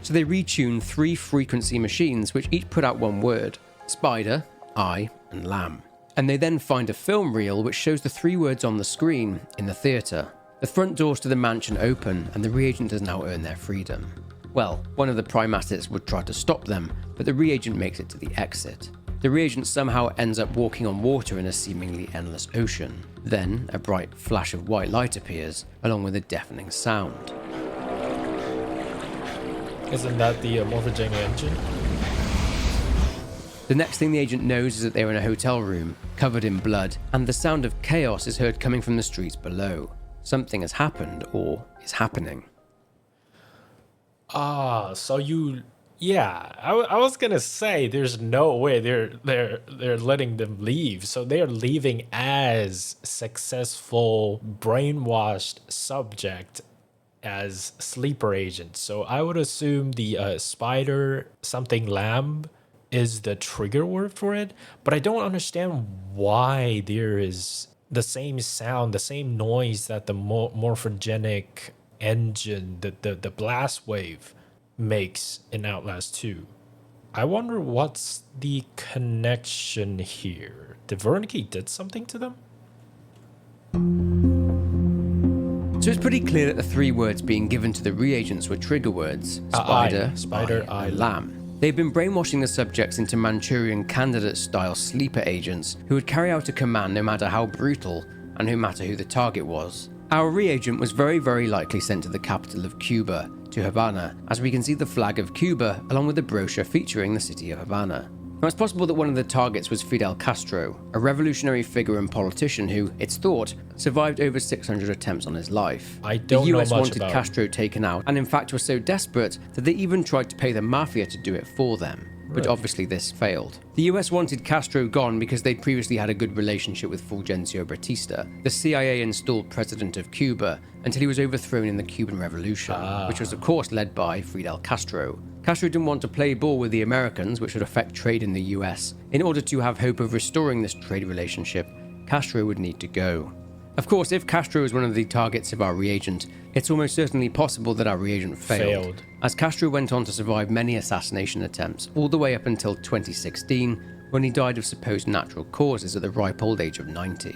Turns out that our reagent had many targets, but only managed to take out one, but that's something that we'll get to a bit later on. Anyway, the phone rings and the reagent picks it up. It's Easterman, and he repeats the words spider, eye, and lamb. And then Easterman appears as a vision in the window, and red veins and tendrils also appear. After completing their therapy, other subjects, the reagents, were also released out into the world again. In comes field agent Clyde Perry again. He observes 3 specific reagents. This reagent essentially had manic episodes and went nuts. He claimed he could pull birds from the sky with the power of his mind, and after attacking a young girl, Clyde Perry was forced to kill the reagent by shooting him, and Murkoff had all the mess cleaned up. The second reagent that Perry watches is a reagent known only as Reagent 0877. On April 12th, 0877 went to church and then had a meal at a diner. Pretty normal stuff. Then, the reagent becomes a person of interest after the church minister gave intel to Murkoff regarding 0877's confessional. This reagent is then taken to Los Alamos, and it's then later reported by Olivier Baranchik that 0877 has been a remarkable inspiration to the paperclip scientists. It doesn't end there either. Baranchik writes to Avianos and notes that Wernicke and his sleep therapy lab team have been showing an extremely suspicious fixation on the last few reagents coming out of Signala. When Baranchik tried to speak to them, they'd speak German. According to a secretary, Wernicke said that Easterman may have made the most fruitful mistake in modern science since the creation of penicillin. Of course, they view this as a positive. Alright, so the final reagent Clyde Perry was observing was a reagent known as 1616. On August 7th, 1959, 11 days after their release back into the world, reagent 1616 was fired from his job as a shoe salesman in Fort Worth, Texas after groping a customer. Perry completed a trigger test which yielded exceptional results. 1616 would show lapses in memory, which was a possible side effect of triggered amnesia. The subject then wandered the town, placed various metal objects against his eye and in his mouth. 1616 would turn in circles and would stop, always ending up facing the same direction, west-northwest. The following day, Perry would see 1616 sell all of his unwanted possessions, and he then boards a bus to Albuquerque, New Mexico. On August 10th, subject 1616 would go to a Mexican restaurant and he would chat up a woman. And they talk about how this reagent, revealed to be Sullivan, feels that he is a human compass, being pointed towards something in particular. That's right, the reagent's name is Sullivan, as in Sullivan Papa Noth. Noth and the woman later leave and go to a hotel room. Perry carries out another trigger test, but before Perry can neutralize Noth, the woman is killed by him and Murkoff clean it up. The following day, with triggered amnesia, Noth remembers nothing from the previous day, but he continues the strange behavior with the metal objects. Tracing the lines from the starting points in Fort Worth and Albuquerque, the lines lead to a location 40 miles from the Signala facility. This is the Signala facility. What the fuck?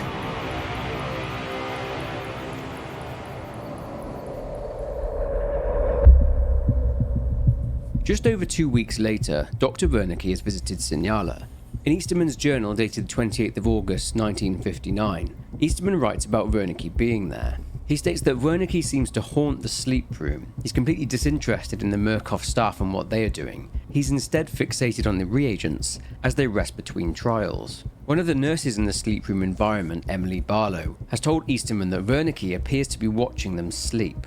Not only that, but Wernicke has been participating in some of the reagents' trauma therapy. Essentially, some reagents were paralyzed from their trauma from the trials, so Wernicke, with his work on dreams and superstition, would attempt his own form of invasive therapy. Easterman considered Wernicke's work to be too invasive. He was worried that Wernicke's work would infect his work on Project Lathe.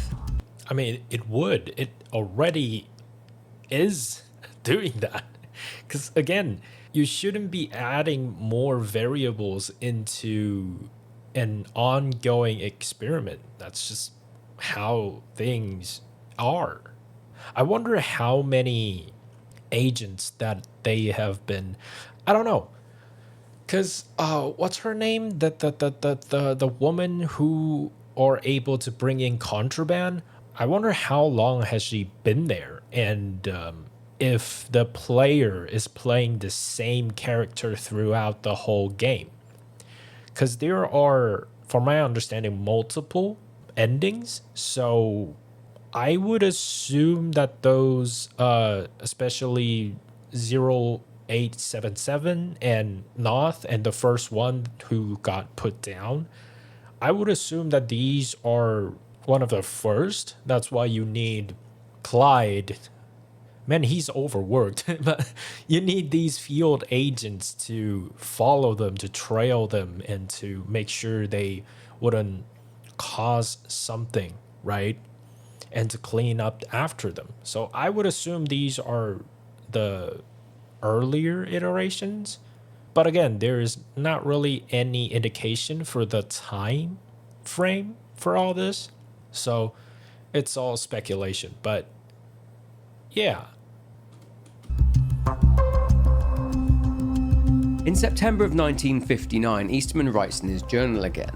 He realizes that maybe he misjudged the use of charisma, that fighting fire with fire only makes it spread further. He talks about Vietnam, and that killing another nation's soldiers is just that, killing a soldier. But then if you strike against yourself with a tactical side, you can destroy that nation, a false flag. He then actively looked for reagents inside Vietnam. He would condition them for self-destruction. They are already attuned to their cultural environments, and you could say that he succeeded. And this leads us to our next ending, or conclusion. Ah, bomber.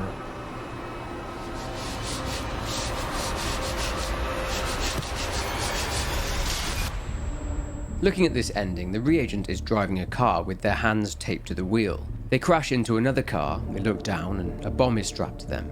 They have mere seconds and the bomb goes off. If we look around, we can immediately see the South Vietnamese flag. Okay, wait.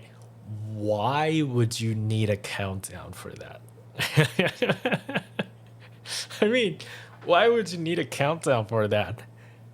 Right? I mean, if there is going to be a countdown or internal countdown, there's not really a necessity.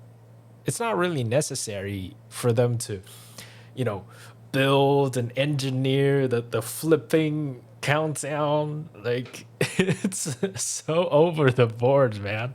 Just make it explode. That's all it needs to do its job.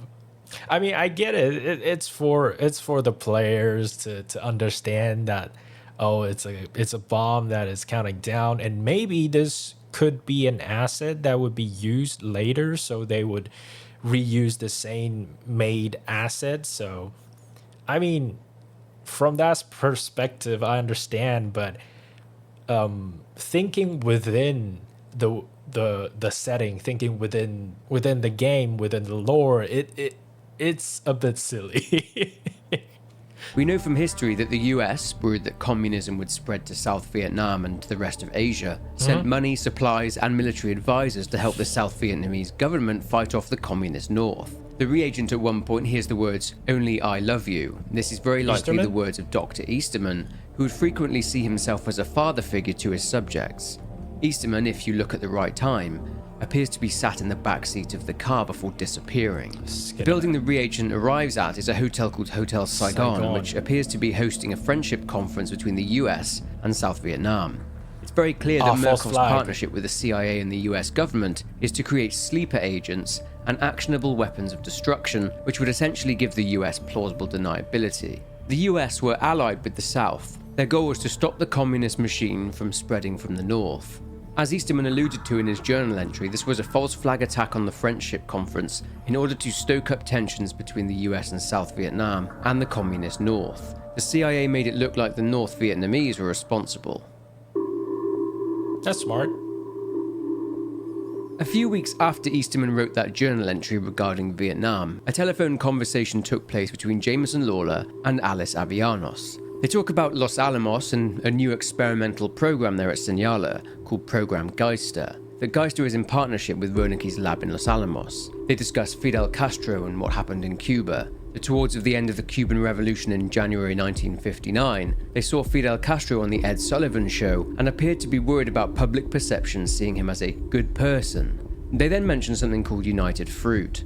Lawler is referring to the United Fruit Company, a company that would later become Chiquita. The United Fruit Company would come to own 3.5 million acres of land in Central America and the Caribbean, with the majority of that land being held in Guatemala. This led to the term Banana Republic.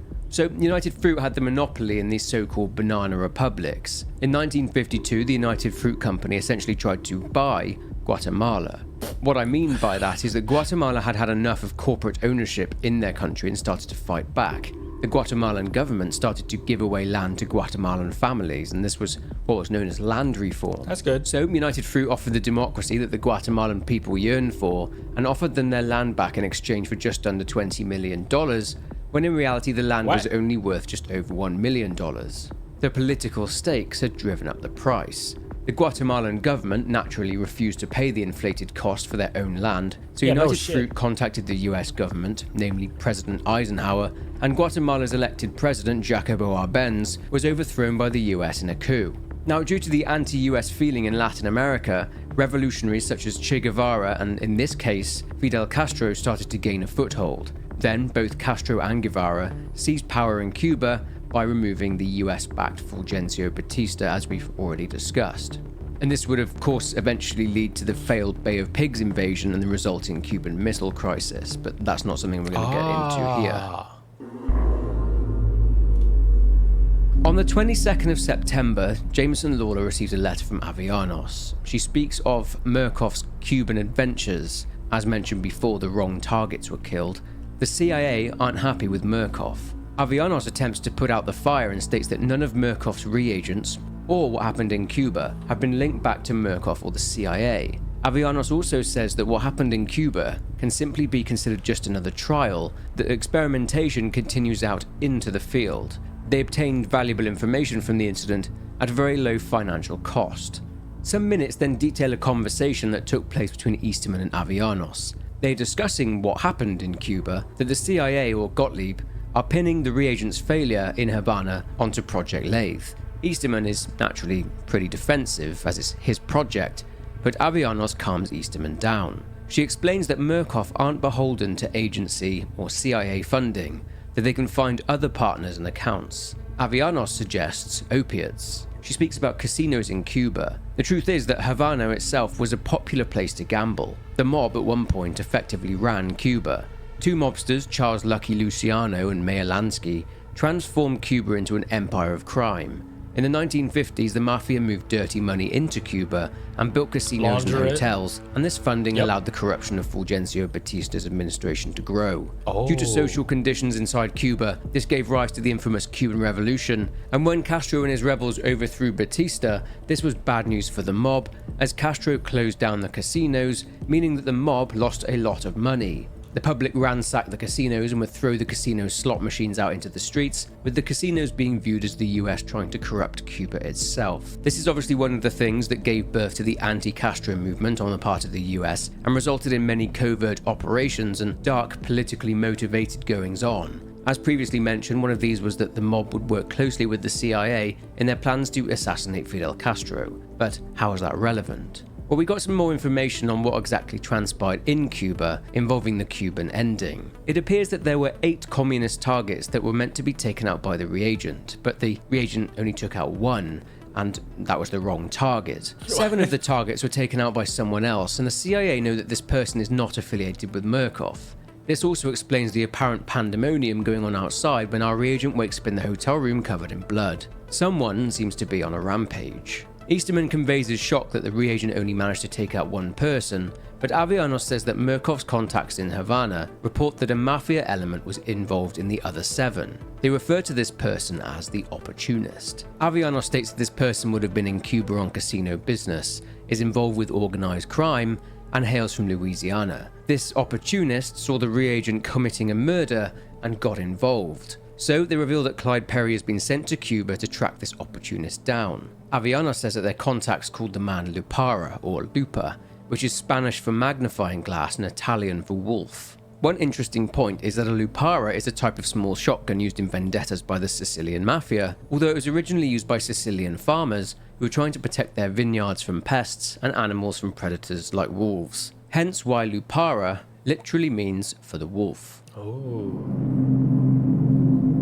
So having just mentioned that the CIA were working alongside the mafia, a mafia boss, Salvatore Barbi, head of the Martino crime family, owned one of these casinos. Salvatore has a son, Franco Barbi. It turns out that during the Cuba ending, the chaos outside was actually Franco killing people.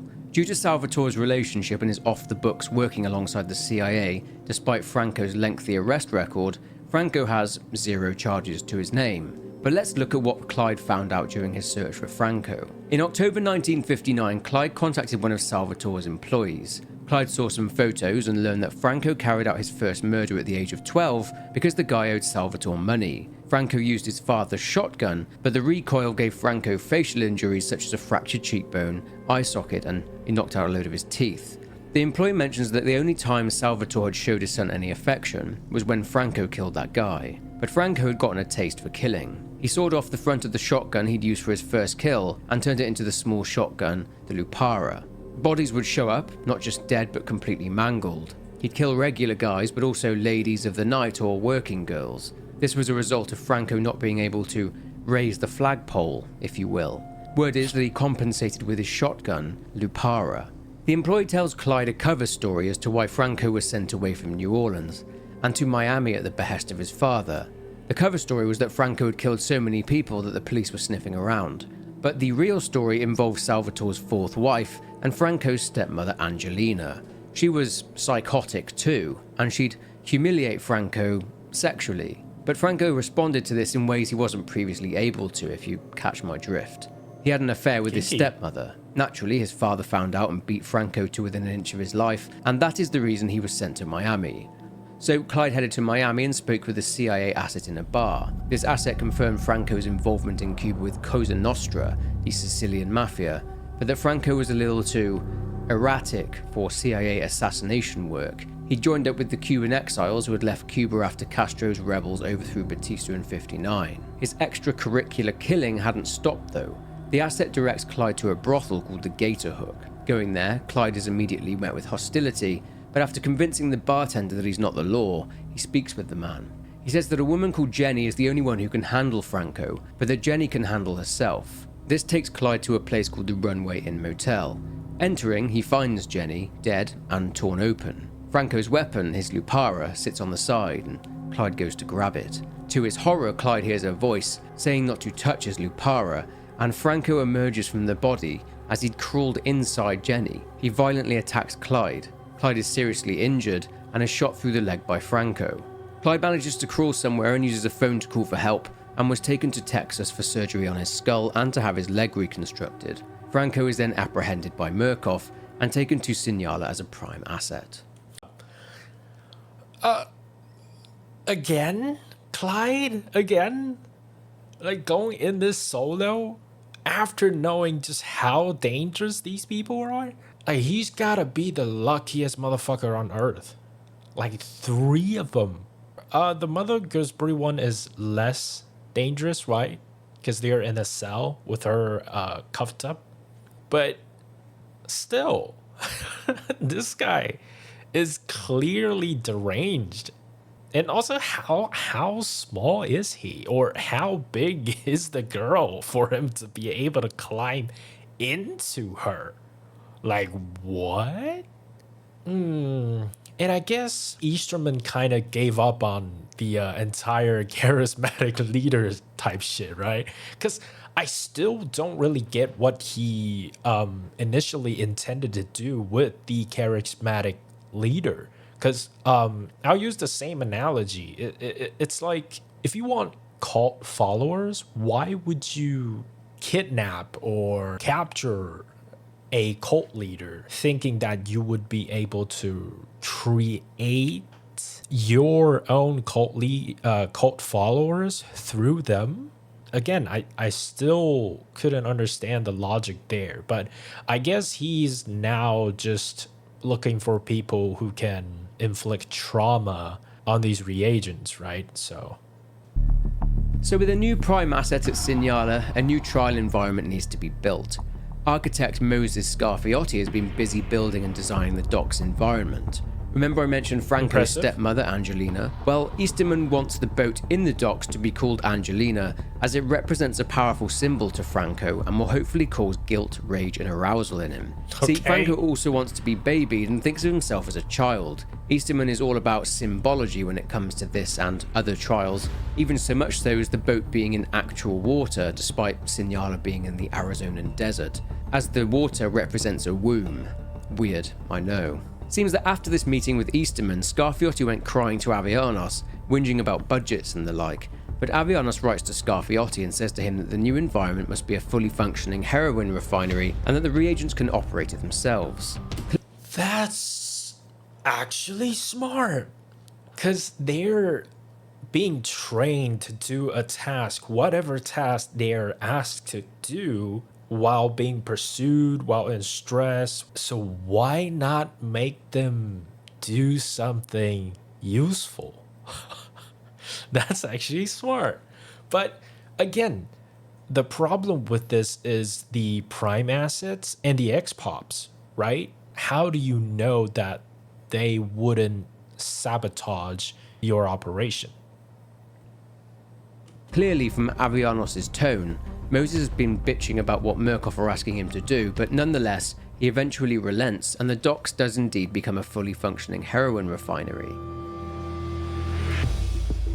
So earlier on I mentioned Program Geister. At some point in early October, Avianos had written to the Murkoff board. She reported certain side effects resulting from Project Lathe 2, most notably in reagent 0877. The letter mentioned that subjects were showing extrasensory activity which related to the Skinner Man. Wernicke was attempting to trace the increase in these hallucinations through Program Geister.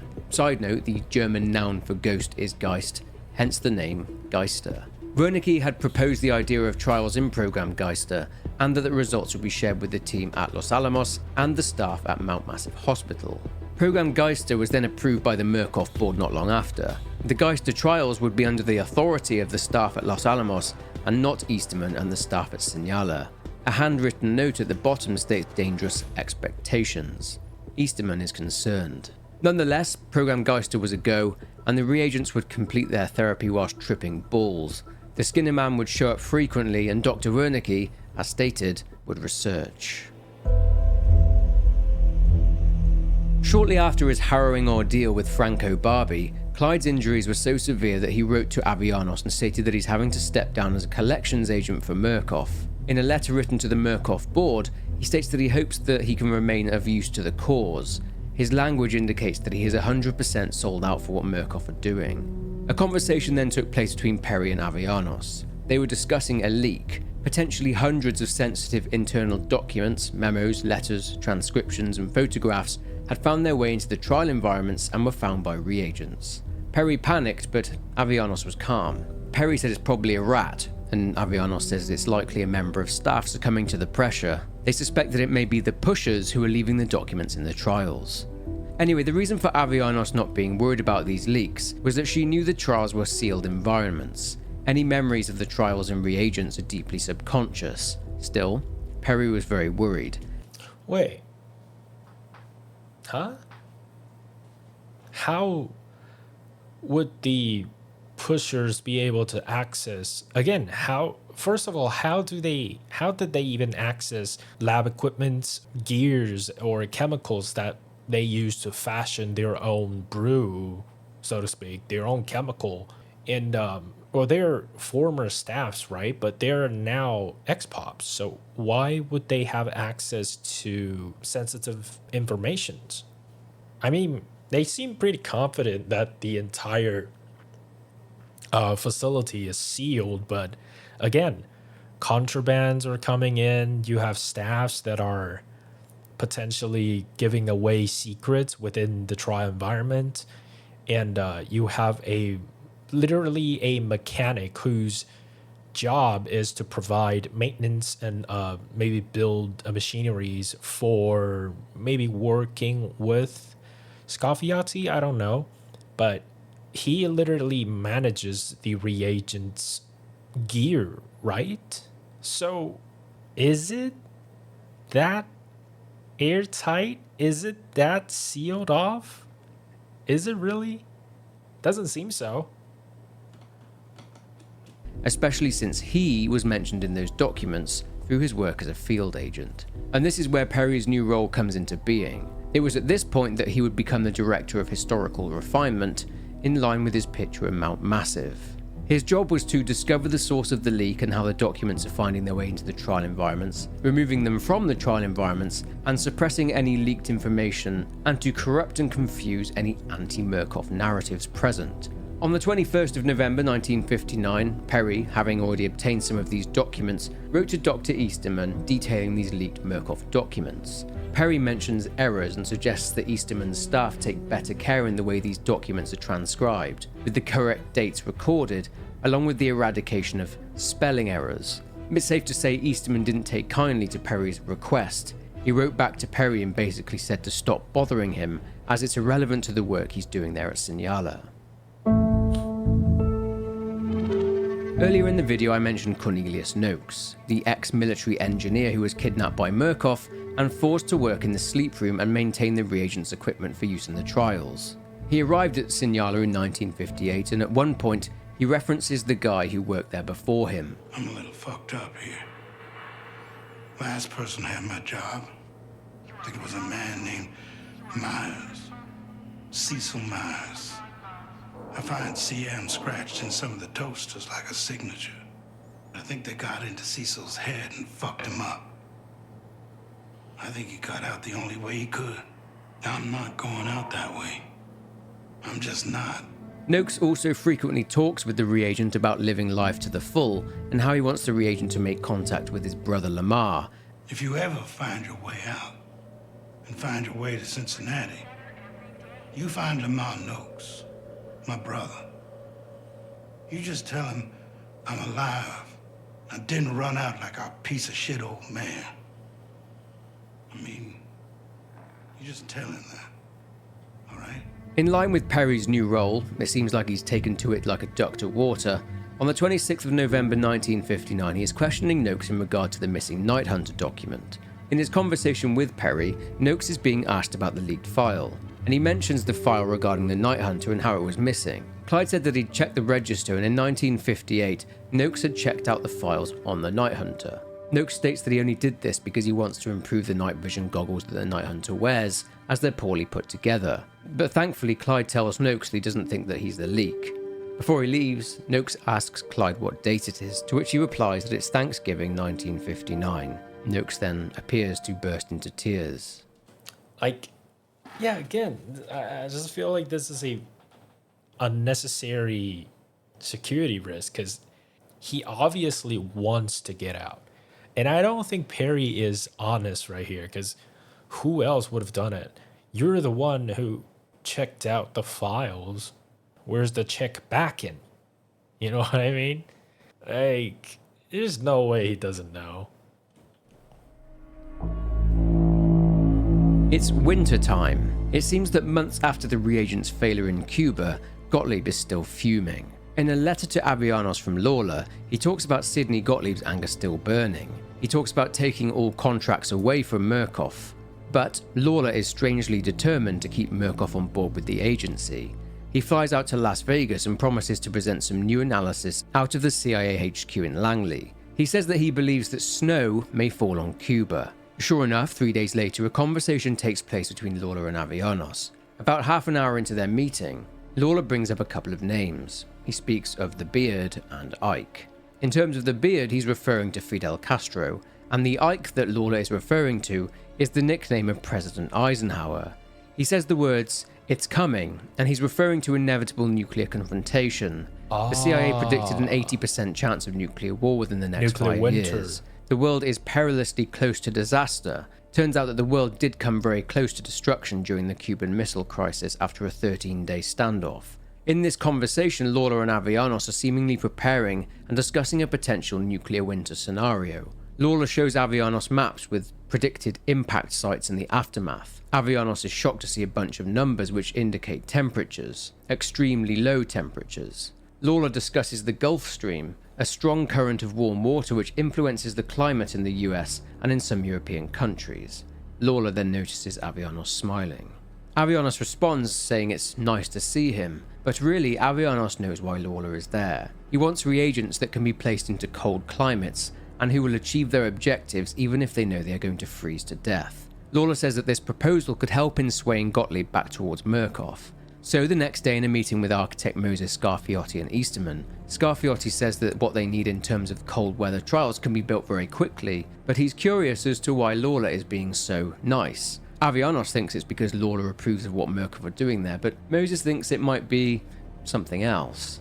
Easterman, meanwhile, has just been sat there humming in the corner. He says that the cold weather trials that he calls winter kills will be very fruitful. It will address a black spot in their cultural trauma, mass-scale annihilation and an endless winter. The cold snap is then introduced to the trials in order to prepare reagents for operating in extremely cold temperatures. A nuclear winter. Let's look at what Wernicke has been up to. But a bit of context first on Wernicke for those who aren't aware. As I've mentioned earlier, and in documents from Outlast 1, years after the Second World War in 1949, Rudolf Wernicke was brought to the US as part of Operation Paperclip, or Project 63. When Wernicke arrived at Los Alamos in 1949, he got to work in further developing his research into dream therapy for the recently formed CIA using microwave signals and guided dream therapy. In 1958, Jameson Lawler had sent an MKUltra excerpt to the CIA's Technical Services Division regarding psychochemical and non-chemical methods of accomplishing political action operations, and this allows Wernicke's Project Woolrider to receive continued funding. Test subjects from the project were showing metallic tumours in the brain, lesions. Lawler also made reference to another letter from 1938. In the letter he's referring to, Wernicke's work in developing the morphogenic engine was discussed in the letter that would be passed on to the playwright Dietrich Eckart, who was one of the founders of the German Workers' Party, the party that would eventually be the precursor to the Nazi Party. Eckart was essentially the mentor of Adolf Hitler. The letter detailed the work of Wernicke and how it had breached the spiritual realm, with the author of the note saying that he had witnessed the appearance of an apparition. Something that Wernicke would address and refute in his Murkoff exit interview. Do you believe your test subjects achieved something supernatural? No, Do you think that they contacted something supernatural? nothing is supernatural. Then what was it? You said Project Wallrider was a gateway. A gateway to what? The letter also stated that Wernicke's work was of such potential for the German people that he should be kept out of any sort of culling program for which he was eligible on account of his disability and homosexuality. As we've discussed, Easterman began to correlate the growths on the brain to the Skinner Man. Baranchik insisted on Easterman reporting back to Wernicke's team in Los Alamos when it came to the Skinner Man, much to Easterman's displeasure, believing it to be a dead end and, of course, trying to convince himself that the Skinner Man is not in fact a projection of himself. Mount Massive Hospital staff in Colorado were also conducting their own research into behavioral programming, involving two female patients, Mrs. Jackson and Pierce, in which Miss Pierce, who had a fear of firearms, would be convinced to pick up the weapon and fire it at Miss Jackson. After the event, Miss Pierce had no memory of the event. Miss Pierce would remain a patient at Mount Massive until 1964. But anyway, this brings us to another ending. Been in that cell for weeks. We had to allow for altitude adjustment. Wernicke's proposal requires a robust immune system. Good luck, then. There's almost as much tumor in this scan as gray matter. I guess if it's a lethal experiment, we might as well use somebody who's as good as dead. If we only wanted to dispose of a corpse, we wouldn't have made the trip to Colorado. What you're calling tumors, maybe is the fingerprints of a god. What's that supposed to mean? What happens when somebody gets touched by a god? Usually they're smart, but sometimes, or very rarely, they're the same. Spider, I am. We appear to be underground somewhere, and at the start we see another reagent in a distance, in a containment unit of some sort. We can only assume that our reagent is in a similar one. Our reagent has a breathing tube, which resembles the state that Miles Upshur found Billy Hope in whilst he was in his pod and hooked up to the morphogenic engine. The researchers with Wernicke state that the scans revealed as many tumours as there was grey matter. This tumour thing is something that has been seen throughout the Outlast series. Of course, we see it mentioned in the documents in the trials, but we also see it through documents in Outlast 1 and the Murkoff account comics too. It's seen in the comics in regard to the story of the Jane Doe, a young woman that escaped Sullivan Noth's Temple Gate cult and who was pregnant. A hospital scan revealed lesions and tumours on her brain, and these are described as lead-based tumours. The next thing they mentioned in the ending is that they took the reagent all the way to Colorado, which means that the location they are in is underneath Mount Massive Hospital in Colorado. Next, Wernicke talks about the tumours potentially being the fingerprints of a god. This person would not have been the first subject for the morphogenic engine though, as it seems that the screamers seen in the trial environments were exposed to the engine back in World War II. Wernicke's observation of the reagent's sleep patterns in the sleep room, the trauma that they went through, the horrors they saw in the trials, is what likely led him to the belief that only those who had witnessed enough horror were capable of activating the engine, which of course is what Wernicke said during his exit interview. The human mind in that environment is capable of extraordinary things. You're saying the experiment needed... The proximity to death, to overwhelming madness. Only a test subject who had witnessed enough horror was capable of activating the engine. It's probably safe to assume that this reagent didn't become a host for the Walrider, as we see that Billy Hope ends up reaching lateral ascension years later, in part thanks to his lucid dream state. This is why Wernicke mentions the word ascension, as the contraption they are standing in front of, and that the reagent has been hooked up to, is the early version of the morphogenic engine that has been refined and further developed by the time we see it in Outlast 1. The video that plays on the screen is the guided dream therapy that Billy was subjected to whilst inside his life pod. And finally, dark tendrils start to appear, likely inside the reagent's mind, and this is an indication of the Skinner Man. Now we have a I still don't know about this. When it comes to Wernicke, and I guess they're trying to maybe lay down some foundation while filling up some missing story for the guy, but for me, there is just too much unknown while too much is happening, if that makes sense. When it comes to Wernicke, everything is just fucking vague, bro. He's like the vague post king for shit. Everything he's trying to explain, he just make a one-liner and refuse to explain further. And what we're getting shown is a lot of things happening, just like the Walrider, but not enough explanation. This doesn't add to the suspense. This doesn't intrigue me because there's not even enough information for me to make not even educated guesses, because it is, everything is so vague, and we're only shown a tidbit of what's happening surrounding the dream therapy Wernicke is doing. And most of what we are getting is more connection, how the trial subjects and the trial itself leads to the development of the morphogenic engine and what, you know, Wernicke found and was inspired by within the trial, right? So yeah, again, not my favorite part of the lore. A little more information about what happens to the most promising reagents released from Sinyala. 16th of December 1959. Easterman seems to be coming unstuck. He's constantly under threat and facing constant demand for results from the Murkoff board. He points to the fact that the reagents are starting to adapt to the environments, and that as science is never static, they need to evolve with the reagents. Short-term escalation, as he puts it. This involves chaining trials together for maximum trauma, I guess. Wait. Evolving? Reagents evolving? How? Weren't the reagents who completed all of the trials be released into the world as a sleeper agent? And some are being sent to, what is it, Los Alamos? For Wernicke to do further tests on them? So how would they evolve? Or are there reagents who are like, maybe like the woman who are bringing contraband, who are just getting comfortable, you know, never finishing the trials, just getting comfortable in there? I mean, that's a possibility. Involves a reagent or a group of them being shuttled from trial to trial. Finally, something very interesting is that in Easterman's journal, he writes about speaking to a colleague in the observation room, and he saw a corona of snakes surrounding that colleague's head.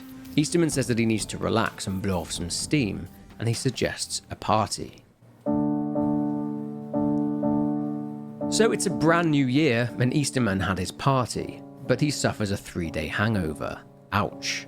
On the 3rd of January, Easterman writes in his journal that this hangover is strange as his hair has started falling out. He mentions that he looks ghastly, and he thinks that someone may have spiked his drink. He then goes on to say that they all went downstairs at some point as they wanted to see the new prime asset, Franco. Easterman can't remember much after that, as they started to mix drugs and alcohol, never a good outcome. All Easterman remembers is violating the dignity of some of the poor anesthetized reagents. He noticed that Avianos and Moses Scarfiotti disappeared early in the evening, leading to him becoming paranoid.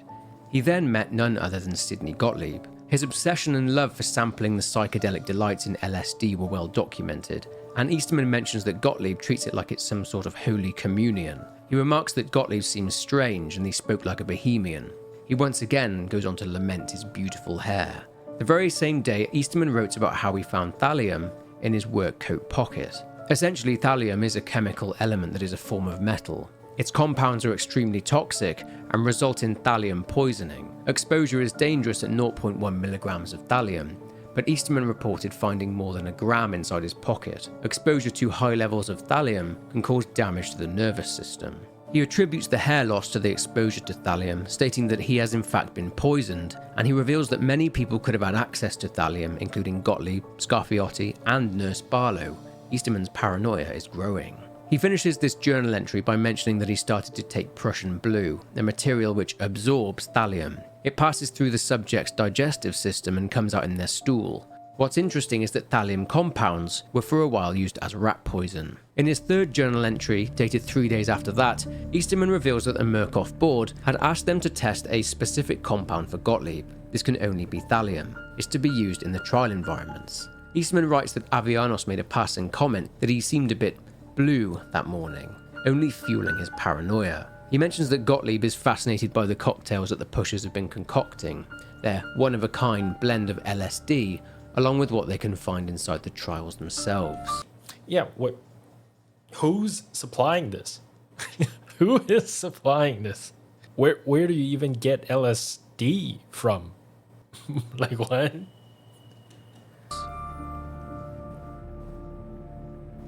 On the 5th of January 1960, a meeting took place between Moses Scarfiotti and Sidney Gottlieb.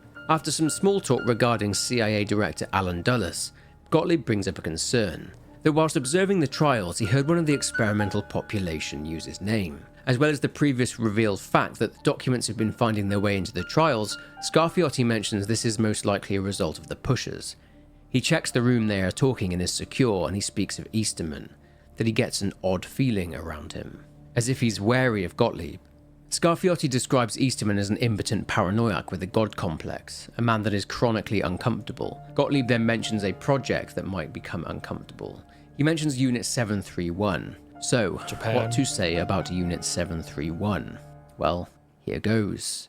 Unit 731 was short for Manchu Detachment 731. It was a covert biological and chemical warfare R&D unit of the Imperial Japanese Army. Essentially, it engaged in lethal human experimentation during both the Second Sino-Japanese War and World War II. The number of casualties was around 300,000 people. The facility was nicknamed the Den of Cannibals. These war crimes were of the most horrific order. The people experimented on were not even considered humans, only being referred to as logs. They were injected with diseases, starved of water and food, had bioweapons tested on them, with the biological weapons produced being used in areas of China. The detachment was run by General Shiro Ishii, who was a combat medic. The facility was run until the end of the Second World War in 1945, and up until that point, have received generous funding and support from the Japanese government. Some of the Unit 731 researchers were arrested by the Soviets, and some were arrested by the US.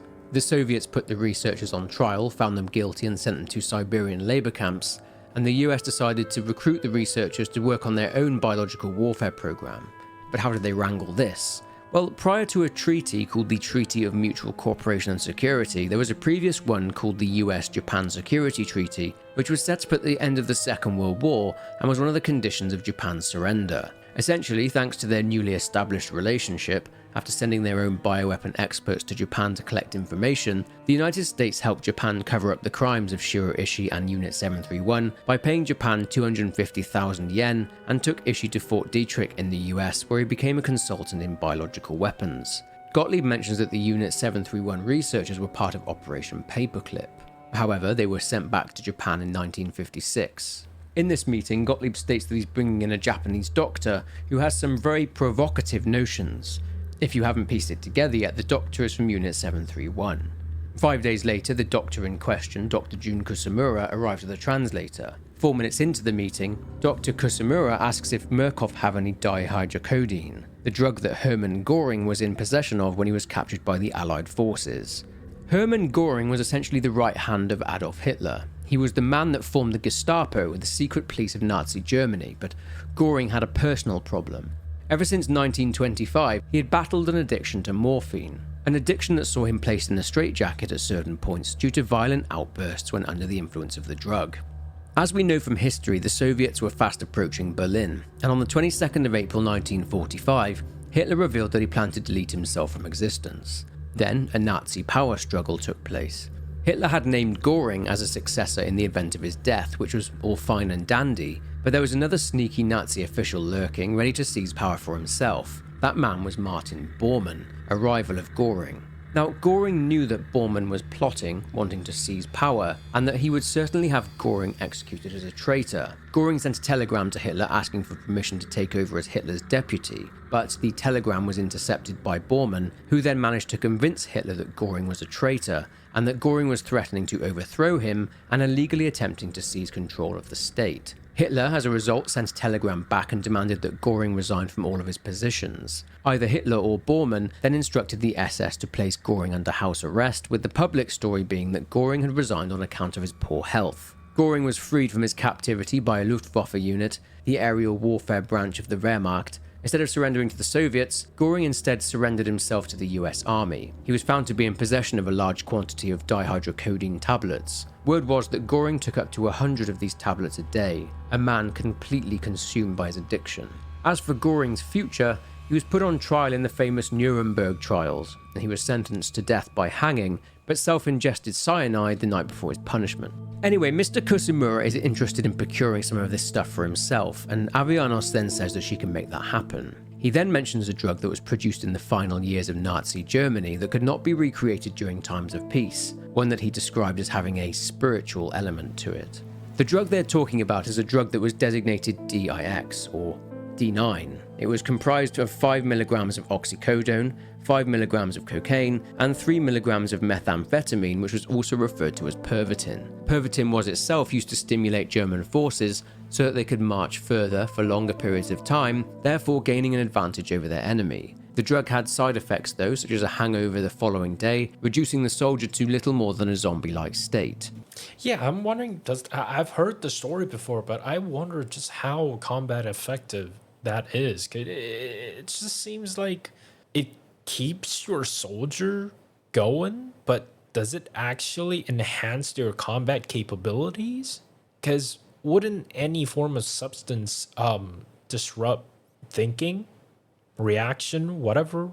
Can they act or follow orders under the influence? Would they not act out? And also side effects. And wouldn't different people have different reactions to these chemicals? At least to me, it doesn't really seem like a good idea. So, its use was discontinued in 1941, only being available through a doctor's prescription. Because of the banning of Pervitin, other drugs were concocted. As mentioned, oxycodone, cocaine, and Pervitin were mixed to create D9 out of an effort to strengthen the Nazi war machine. This came out of a desperation for more soldiers, but due to the huge losses in personnel, there were no more. So they turned to increasing the output of the soldiers they had. They tested out D9 on prisoners from the Sachsenhausen concentration camp, making the prisoners march in a circle with a 45-pound backpack on. They found that whilst under the effects of this new drug, the prisoners were able to march for up to 55 miles per day. I just don't think that's a good trial. Like, you kept them walking, sure. Can they fight? Can they fight? Can they react? Can they actually do what they're supposed to do in combat while under the influence? Like, this is not a good trial. What are you marching for? Show of force? Meat shield? Like, what's the idea behind this? Without rest. The war would end before the drug could be mass-produced though, and D9 was effectively shelved. But back to the conversation. Aviana states that Murkoff want full disclosure of the chemicals used, but interestingly, Mr. Kusumura's intentions are to amplify forced dreaming. Now, where have we seen that before? Kusumura's translator also reveals that Mr. Kusumura is inspired by Wernicke, and finally, and shockingly, he mentions the lies of Korea, making a truth that they could bring to the rest of the world. This is something that Nurse Barlow has mentioned too. Do you want to know a secret? The Korean brainwashing was a lie. Those pilots, they were talking about a real American chemical warfare program. God, my head. The brainwashing story was just a convenient cover-up. Maybe brainwashing's not the point anymore. You should see how that German's eyes light up when they talk about side effects.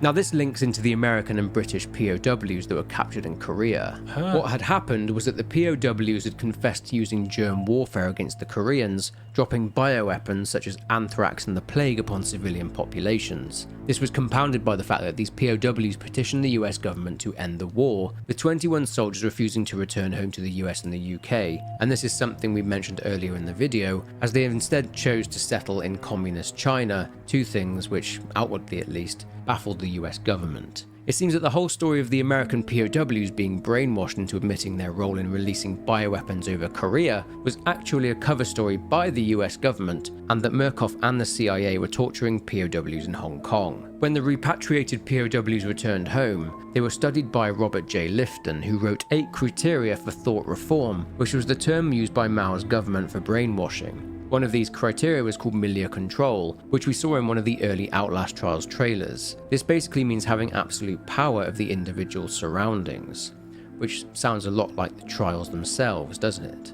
Another criteria is confession, which was forcing the individual to confess to crimes repeatedly, even if they are not true. And this sounds like what they made the POWs confess to. Then, on the 16th of January 1960, the toxic shock program was approved. It is under the authority of Dr. Easterman and Dr. Kusamura, and involves extremely dangerous gas being used during the trials. Hold up. I was gonna talk about the nurse because she's like kind of tweaking out. And she's on my head, right? They did something to her. But then here's a thing about the next trial they were gonna do, toxic shock, right? Because correct me if I'm wrong.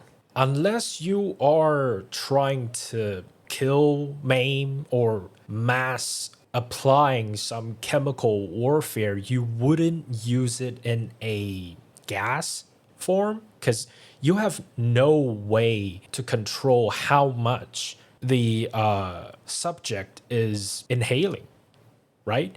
Same thing as the movie trope of sedative gas, right? In real life, you would have a specialist calculate your, I think, weight, and they have to do tests to see if you're allergic to it also.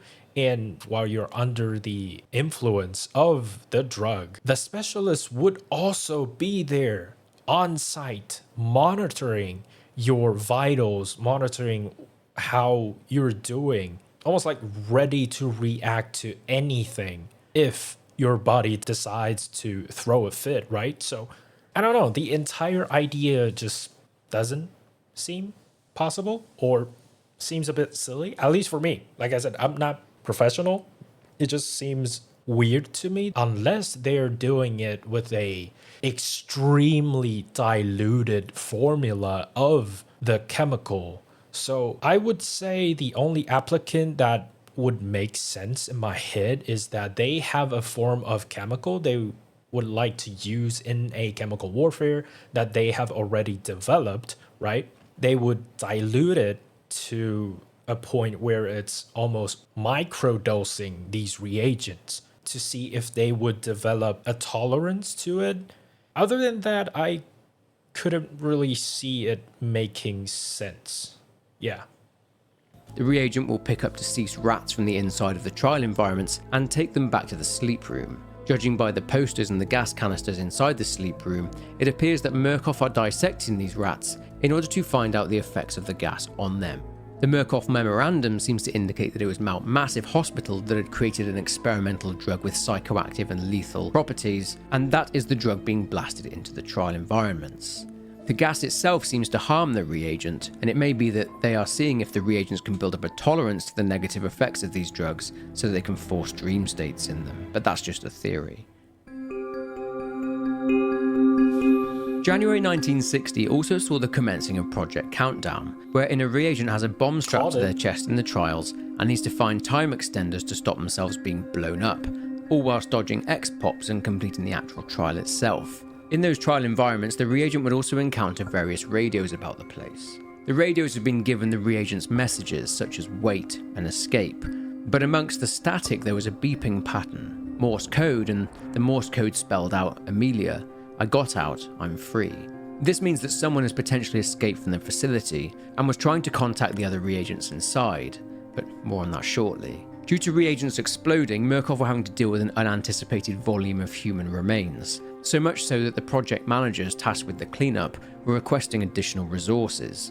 They would load the biohazardous waste onto biohazard disposal shuttles. Scarfiotti would request more money for the cleanup from Alice Bradley Avellanos, but she denied this request, stating that the budget is locked for the next few months. Scarfiotti says that getting rid of the bodies and the waste isn't the issue is in transporting it.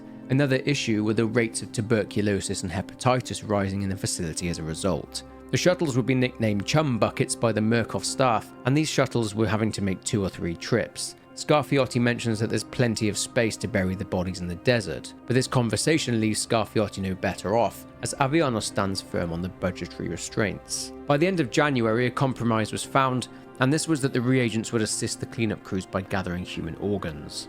Organ gathering would become a sub-project of the reagents therapy. It states that reagents are not to be allowed access to the biohazard disposal shuttles, and that reagents, and I'd guess staff, are to be tested for tuberculosis weekly. Now we Makes sense. meet reagent 1733. This female reagent was found ritualistically carving and defacing a corpse with a sharpened piece of tin. The words the reagent was carving into the body were everyone, greed, regret. Everyone, greed, opportunity, regret. Everyone. And they were stopped whilst they were carving out the 8th word. Now, the scientists at Signala don't know why she was doing this, but if you look closely, the first letter from each word spells out the word egregore. Egregore in its simplest form is a concept from occultism and mysticism that refers to a thought entity. It is essentially formed by a group of people's shared beliefs, emotions, worship, and intentions. It is believed that when a group of people come together with a shared purpose, it can create a powerful energy field that takes on a life of its own. This sounds awfully familiar, doesn't it? This could apply to the X-Pops and the way they talk about Easterman as if he's some kind of god. Again, I go back to Robert J. Lifton's 8 methods of thought reform, and more specifically the 8th one, dispensing of existence. It talks about the in-group and the out-group. Reagent 1733 was likely of the out-group, which is why we see that the reagent was attacked by a bunch of X-Pops. Remember, the X-Pops all seem to share a common thought, that Easterman has in some way saved them. It's very possible that the X-Pops saw what the reagent was doing as some sort of affront to Easterman and the therapy, and part of a collective consciousness that showed complete disregard for anyone not in their group. Egregore also gets used to describe a group with a common purpose, like that of a family, something that Easterman likes to remind us of, that we are a family. Another word for egregore is hive mind. And this is going to be interesting to see how this arc develops now, as we have a little bit more weight behind the collective consciousness angle, but I'm eager to see just how much influence Easterman is having over this collective. During an interview with reagent 1733, who is heavily injured and dying, the observing scientist is trying to make sense of what the reagent was trying to achieve. And because of their injuries, the reagent isn't making too much sense. The reagent starts to laugh and cry, and then they mention someone, Amelia, and they say that they're sorry.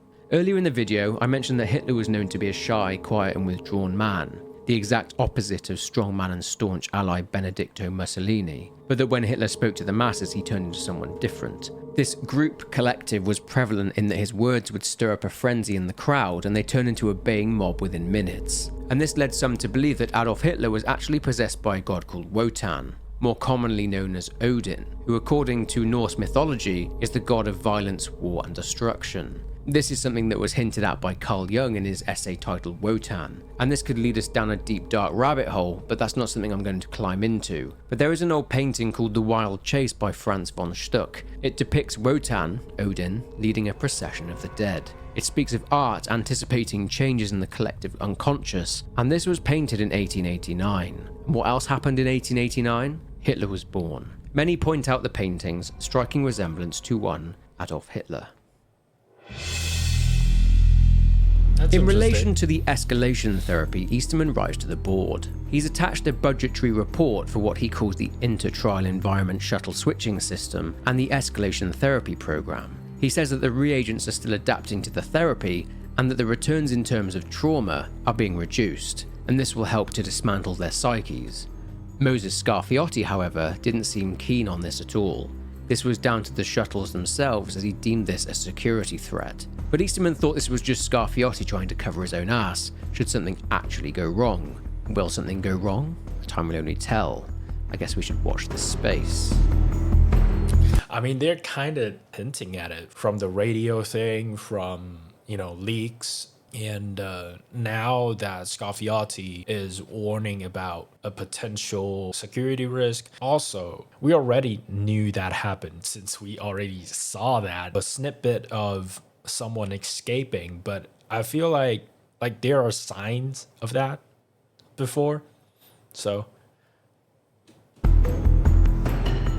Still thinking that it could be Avianos, Scarfiotti, or even Gottlieb that was trying to poison him, Easterman continues to unravel. 1 week after Dr. Kusumura had left and gone back to Los Alamos, Easterman is speaking with a junior scientist at Signala. Even though Kusumura has been gone for a whole week, Easterman is still paranoid that he's around. Same for Gottlieb. He's unhappy with the direction Lathe is being pushed by people with outside influences such as Gottlieb, saying that they are not training the reagents for trench warfare. He's still reeling over the toxic shock trials. He starts aggressively asking the junior scientist what they are doing there at Signala. This aggression turns into him viciously attacking and beating the junior scientist. He says that they can't do what they plan to do there by using gas. They are engineering charisma, creating thought leaders. leaders with influence and charisma.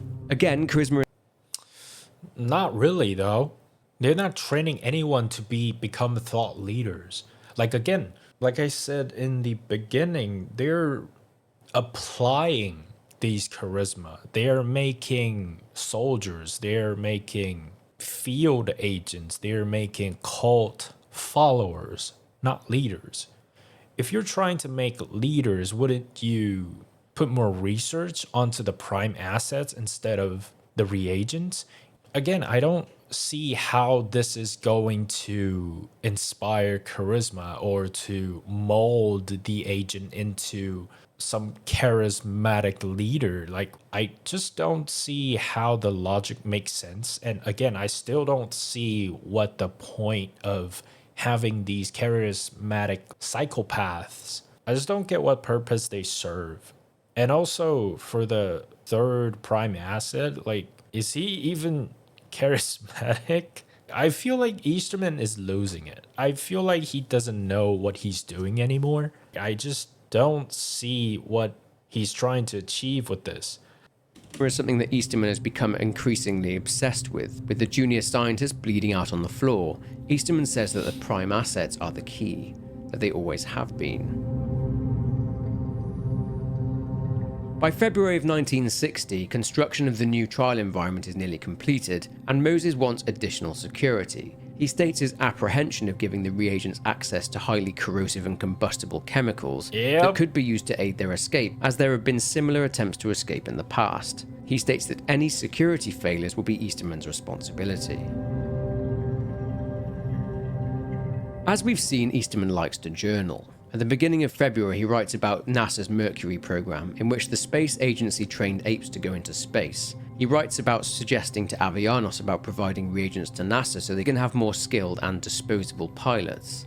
But Franco's gun, his Lupara. Easterman views the Lupara as a totem of sorts, an item which possesses a psychic pressure to it.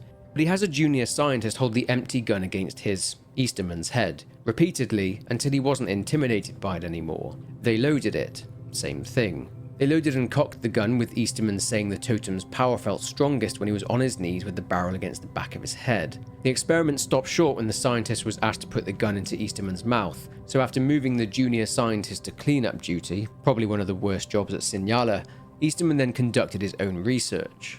He says the gun is too large to fit comfortably into his own mouth, but looking at the gun, his obsession with charismatic aura comes forward again. He sees the double barrels of the weapon as a set of eyes, like that of a charismatic figure. He ascertains that this could be a potential link to Franco's compensation for his sexual problems. Easterman writes and clearly has the urge to put the gun to his head, just one more time. And what on earth is happening to Dr. Easterman? Yeah, he's losing it. He's definitely losing it. So we previously learned that Dr. Wernicke had reagent 0877 taken to Los Alamos, as 0877 had reached what Wernicke termed ascendance. This ascendance has to do with the subject's dream states, because as we know, Wernicke is in the business of dreams and needs lucid dreamers for what would become his morphogenic engine. When a subject is compatible with the engine, they are deemed to have reached lateral ascension. So in one of my smaller update videos, I theorized that reagent 0877 was actually Simon Peacock, who we first saw at the end of Outlast 1, and who was helping Wayland Park send his whistleblowing evidence to a leaked website. Simon Peacock clearly wanted to bring Murkoff down. We then see him in the aftermath and he's something. In a later meeting with Murkoff litigation agent Paul Marion, Peacock tells Marion that he's basically the rough version of the Walrider, and that Miles Upshur and Billy Hope's Walrider is the perfected version. Remember that in terms of timeline, we are now in the year 1960. At the start of February, Murkoff's staff were made aware that reagent 0877 was going to be observing the trials during a specific week, that he is a security concern. He has eccentric behaviour and concerning hygiene, but what's this hygiene issue all about? Well, around 1 week later, Clyde Perry is having a conversation with Easterman, and he talks about 0877, about how when visiting Los Alamos, Perry saw that 0877 appeared to have wounds that had myosis, which means maggots in the wound. But what's interesting is that Wernicke seemed to think that these maggots were actually something else. Perry notes that Wernicke tried to treat this with more drugs and more torture, but bizarrely, 0877 seemed receptive to this idea. Easterman states that 0877 was essentially participating in his very own therapy. Perry floats the idea that the maggots are controlling 0877. Then Easterman's nose starts bleeding. This is likely the result and the effect of Easterman being poisoned at the Murkoff New Year's party a couple months prior. I don't know. For me, there's a lot of things that are starting to not make sense now. I mean, it might just be Easterman's rambling because he's going crazy, but when it comes to Wall Rider and anything connected to it, it's not inciting curiosity. I haven't seen anything that would make me interested in the whole concept. It almost feels like the Wall Rider part is written by someone else. Anything connected to Wall Rider, it's just vague ideas and big words throwing around without any connection or really explaining anything. I don't even really know what to expect from that. So, yeah, we'll see.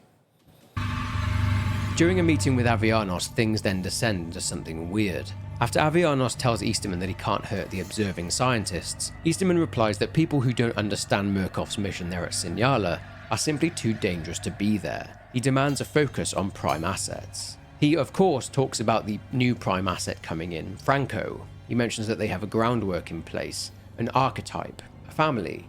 Gooseberry the mother, Coyle the father. However, he mentions something new, releasing both Mother Gooseberry and Leland Coyle into the same trial environment. Avianos brands this hideously irresponsible and that it would kill more reagents than it would train. Easterman doesn't even address this and instead focuses heavily on the fact that Avianos is smiling. During a meeting between Easterman and Avianos a couple of weeks later, in which she mentions Easterman isn't looking well, they are discussing how exactly Franco got hold of live ammunition. Turns out that Franco has been using human teeth and bone as the buckshot for his ammunition.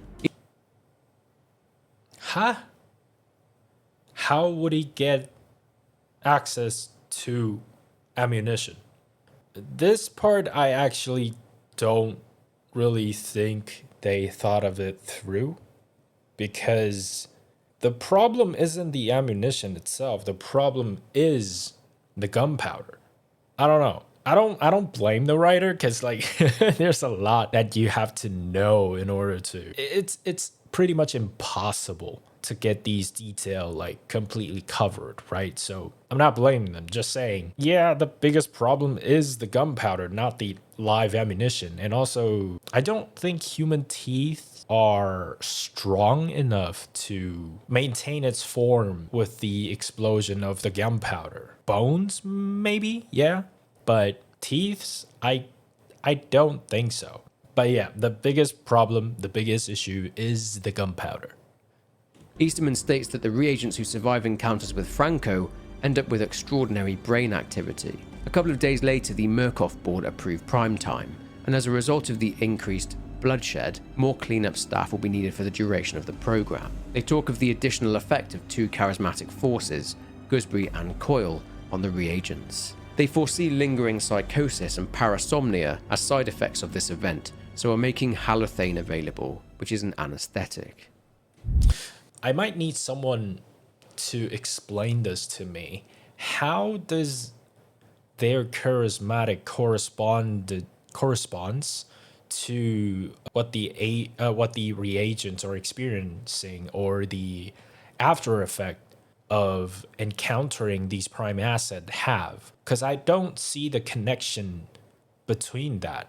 All of that seems to be the effect of high stress, constant exposure to life and death situation, so most likely PTSD. What does it have to do with charisma? Other than the X-Pops, we haven't seen Mother Gooseberry and Leland Coyle exerting or applying their charismatic sway, right? That's how they got the General X-Pop to more or less align with them, right? And also, I would like to know how Leland Coyle and Mother Gooseberry got aligned. at least to a point where they're not attacking each other. Because from the way they're explaining, these are both charismatic, psychopathic leader who has their own followings, right? I just don't think they would necessarily get along, don't you think? So again, I haven't seen any of that application of charisma onto the reagent so far. It has just been violence. Yeah, it has just been violence. That's it.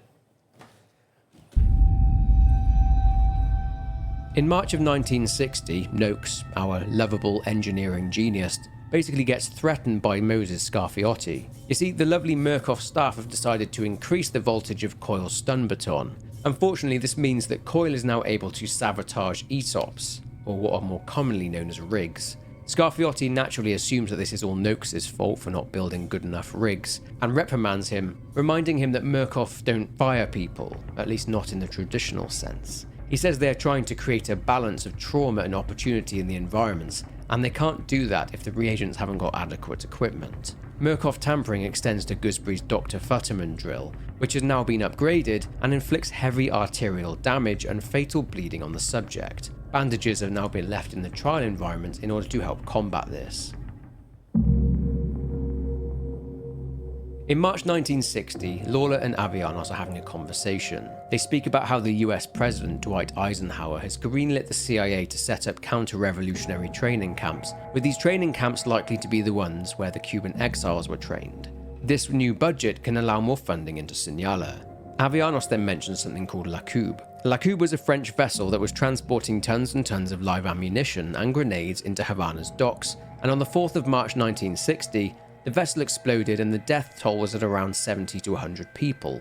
Many were also injured, up to 200 people, and Che Guevara, who was nearby and a trained doctor, went to the scene to provide aid. A memorial service was held the day after. Fidel Castro then claimed the US were responsible for it, as the US did not want Cuba to receive any arms for their defense. Side note, also on the day, this was the moment when the infamous photo of Che Guevara, the Guerrillero Heroico photo, was taken. Now, the likelihood is this, that the new trial environment of the docks serves two purposes. For the reagents to go through their usual trauma, and this is a theory, but Murkoff were essentially making the reagents produce actual heroin, having them place it inside actual mules which were placed inside body bags, disguising the whole thing as just another trial, and were likely shipping it to countries in order to help them fund counter-revolutionary and anti-communist operations.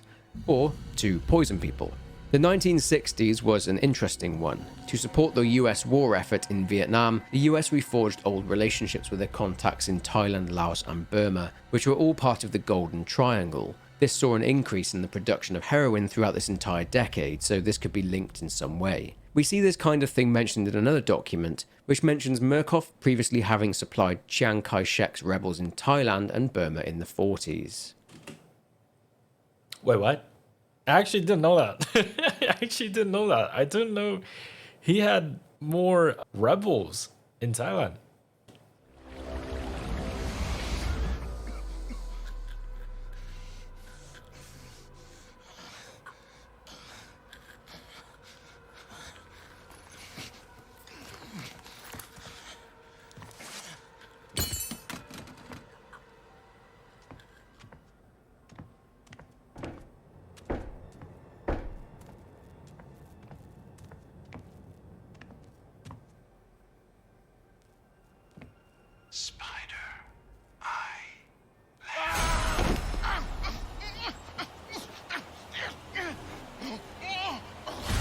It kind of looks like Agent Smith.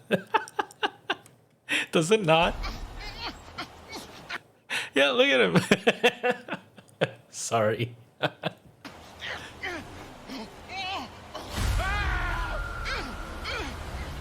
Many of you have heard of Chairman Mao. For those of you who haven't, well, here goes.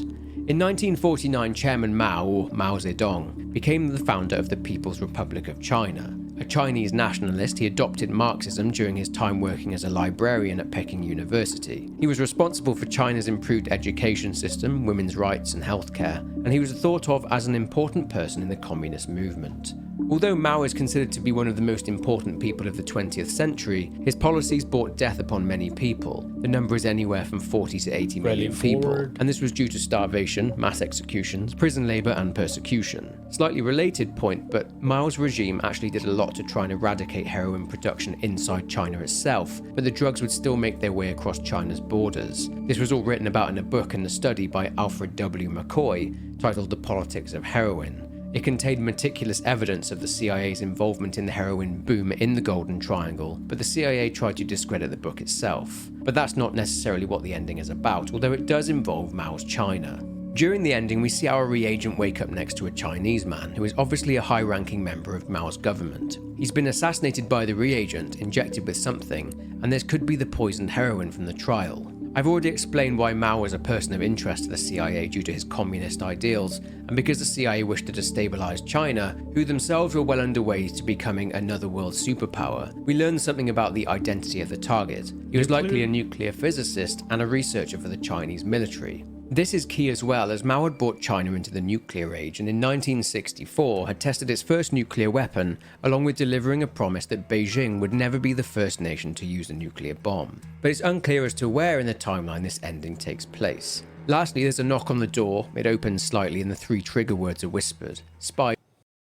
The phone is the type with the spinny thing, right?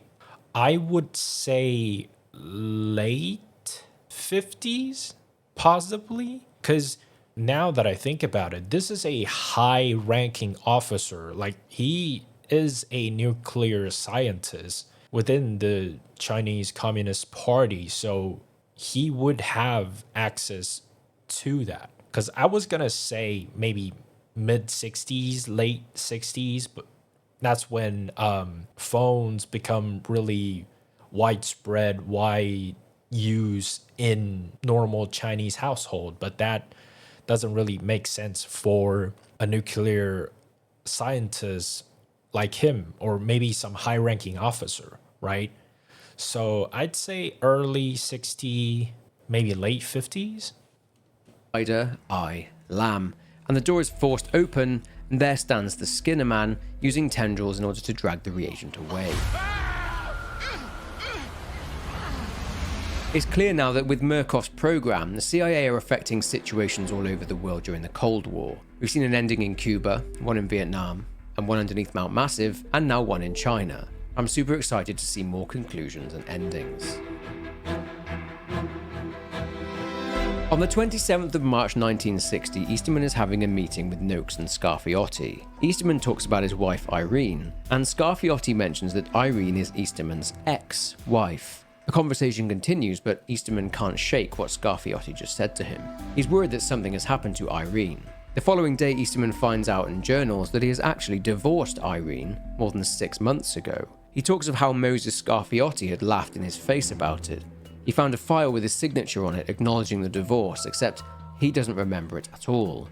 He talks of holes in his memory that he refers to as terrifying gaps, and seeing his foundation having been hollowed out by termites. He found out that Irene had divorced him for grotesque negligence. Now, reading his previous journals, we all know how much Easterman loved Irene. He spoke of her regularly in his journals, but it turns out that Easterman apparently hadn't spoken to, seen or written to Irene in years, and that's a lot of memory loss. He talks about losing control, about not having seen the sun in years. His rhetoric turns violent, saying he wants Irene dead. Another chapter in the journey of Easterman's descent into, is it madness or something else entirely? Yeah, he's definitely going crazy because of, well, the work he's doing, and also he hopped on. At this point, they're probably all on drugs. Like, let's be honest. So the combination of the work they're doing, not seeing the sun, being on drugs, and on top of that being poisoned, yeah, this guy's, he's losing it.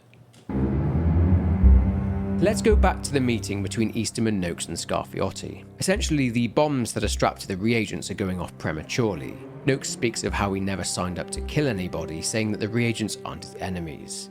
We've seen this multiple times now, with Noakes protesting what he's being made to do, or being threatened by Murkoff's staff. Again, it'll be interesting to see how this develops. Scarfiotti tells Noakes that Project Countdown has already been approved, and that there's nothing that he, Noakes, can do to prevent it from happening. Apparently the fuse box signals are getting crossed, and they convince Noakes by saying that if he helps them sort that issue out, he will end up saving lives. Which of course leads to Easterman mentioning something Irene always said, and then him learning that Irene is his ex-wife.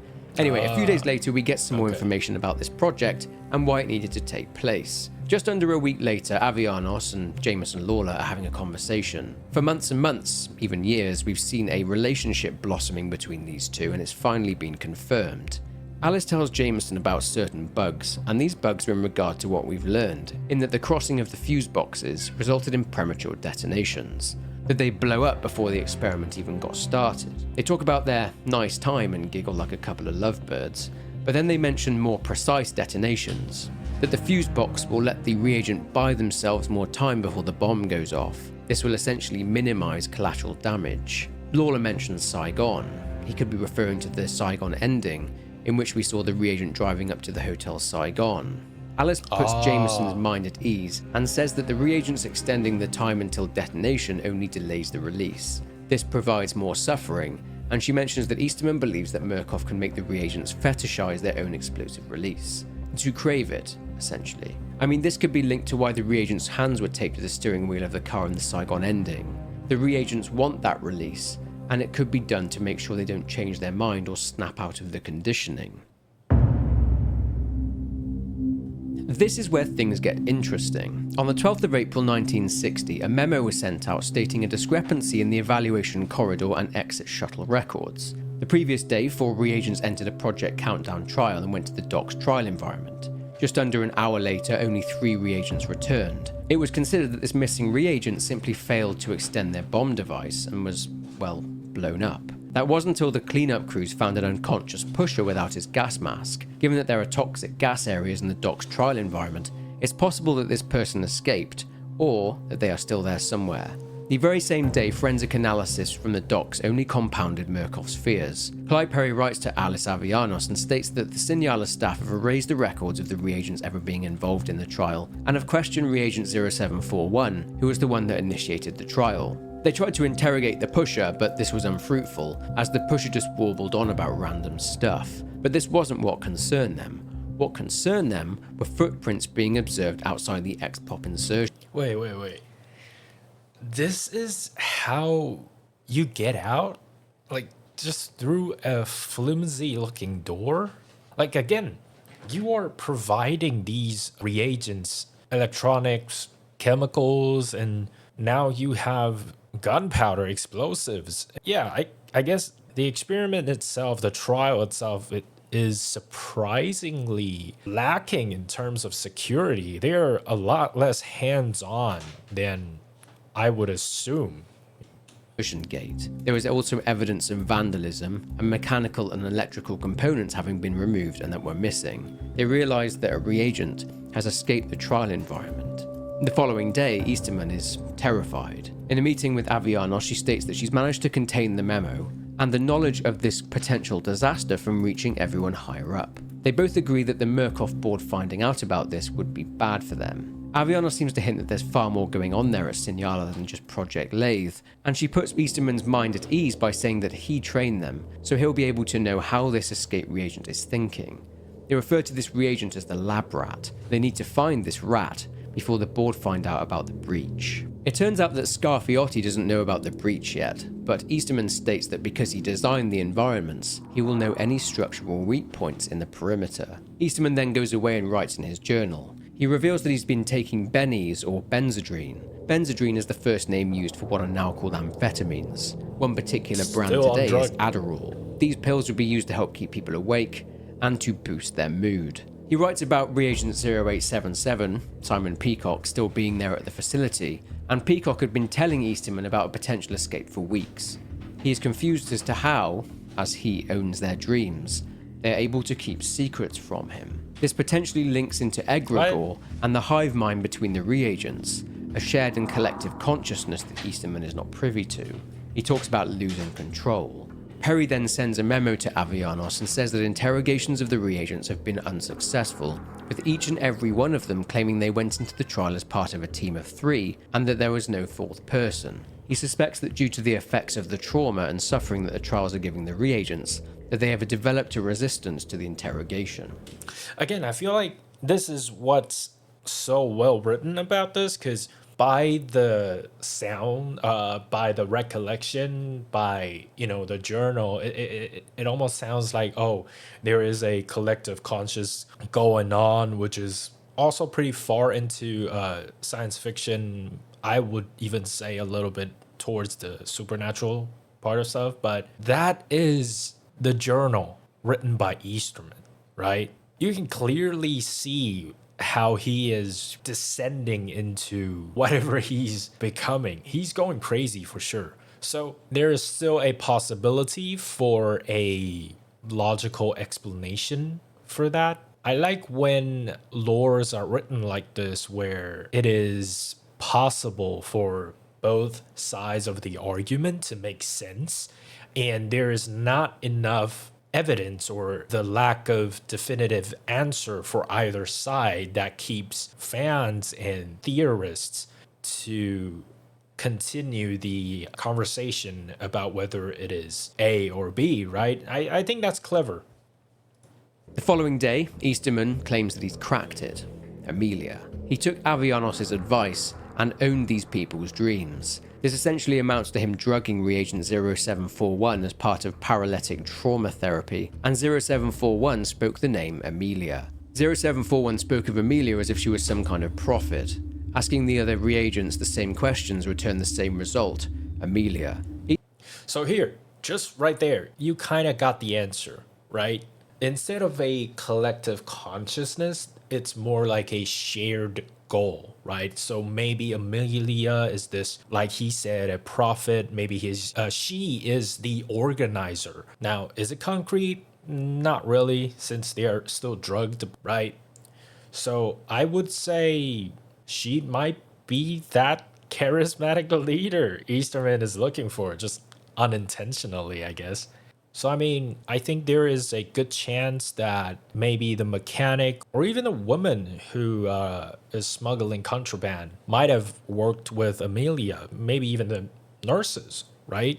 Yeah, I think they're kind of hinting at something like this happening throughout the story. Yeah. Easterman says that he would do a record search for this Amelia, but that it'll be too time consuming. He says that he'll keep this information to himself, and wonders, since she's been in the walls for 3 days now, when she's going to make a break for it. Oh, yeah, they're in a desert, right? At Sinyala? Ah, right.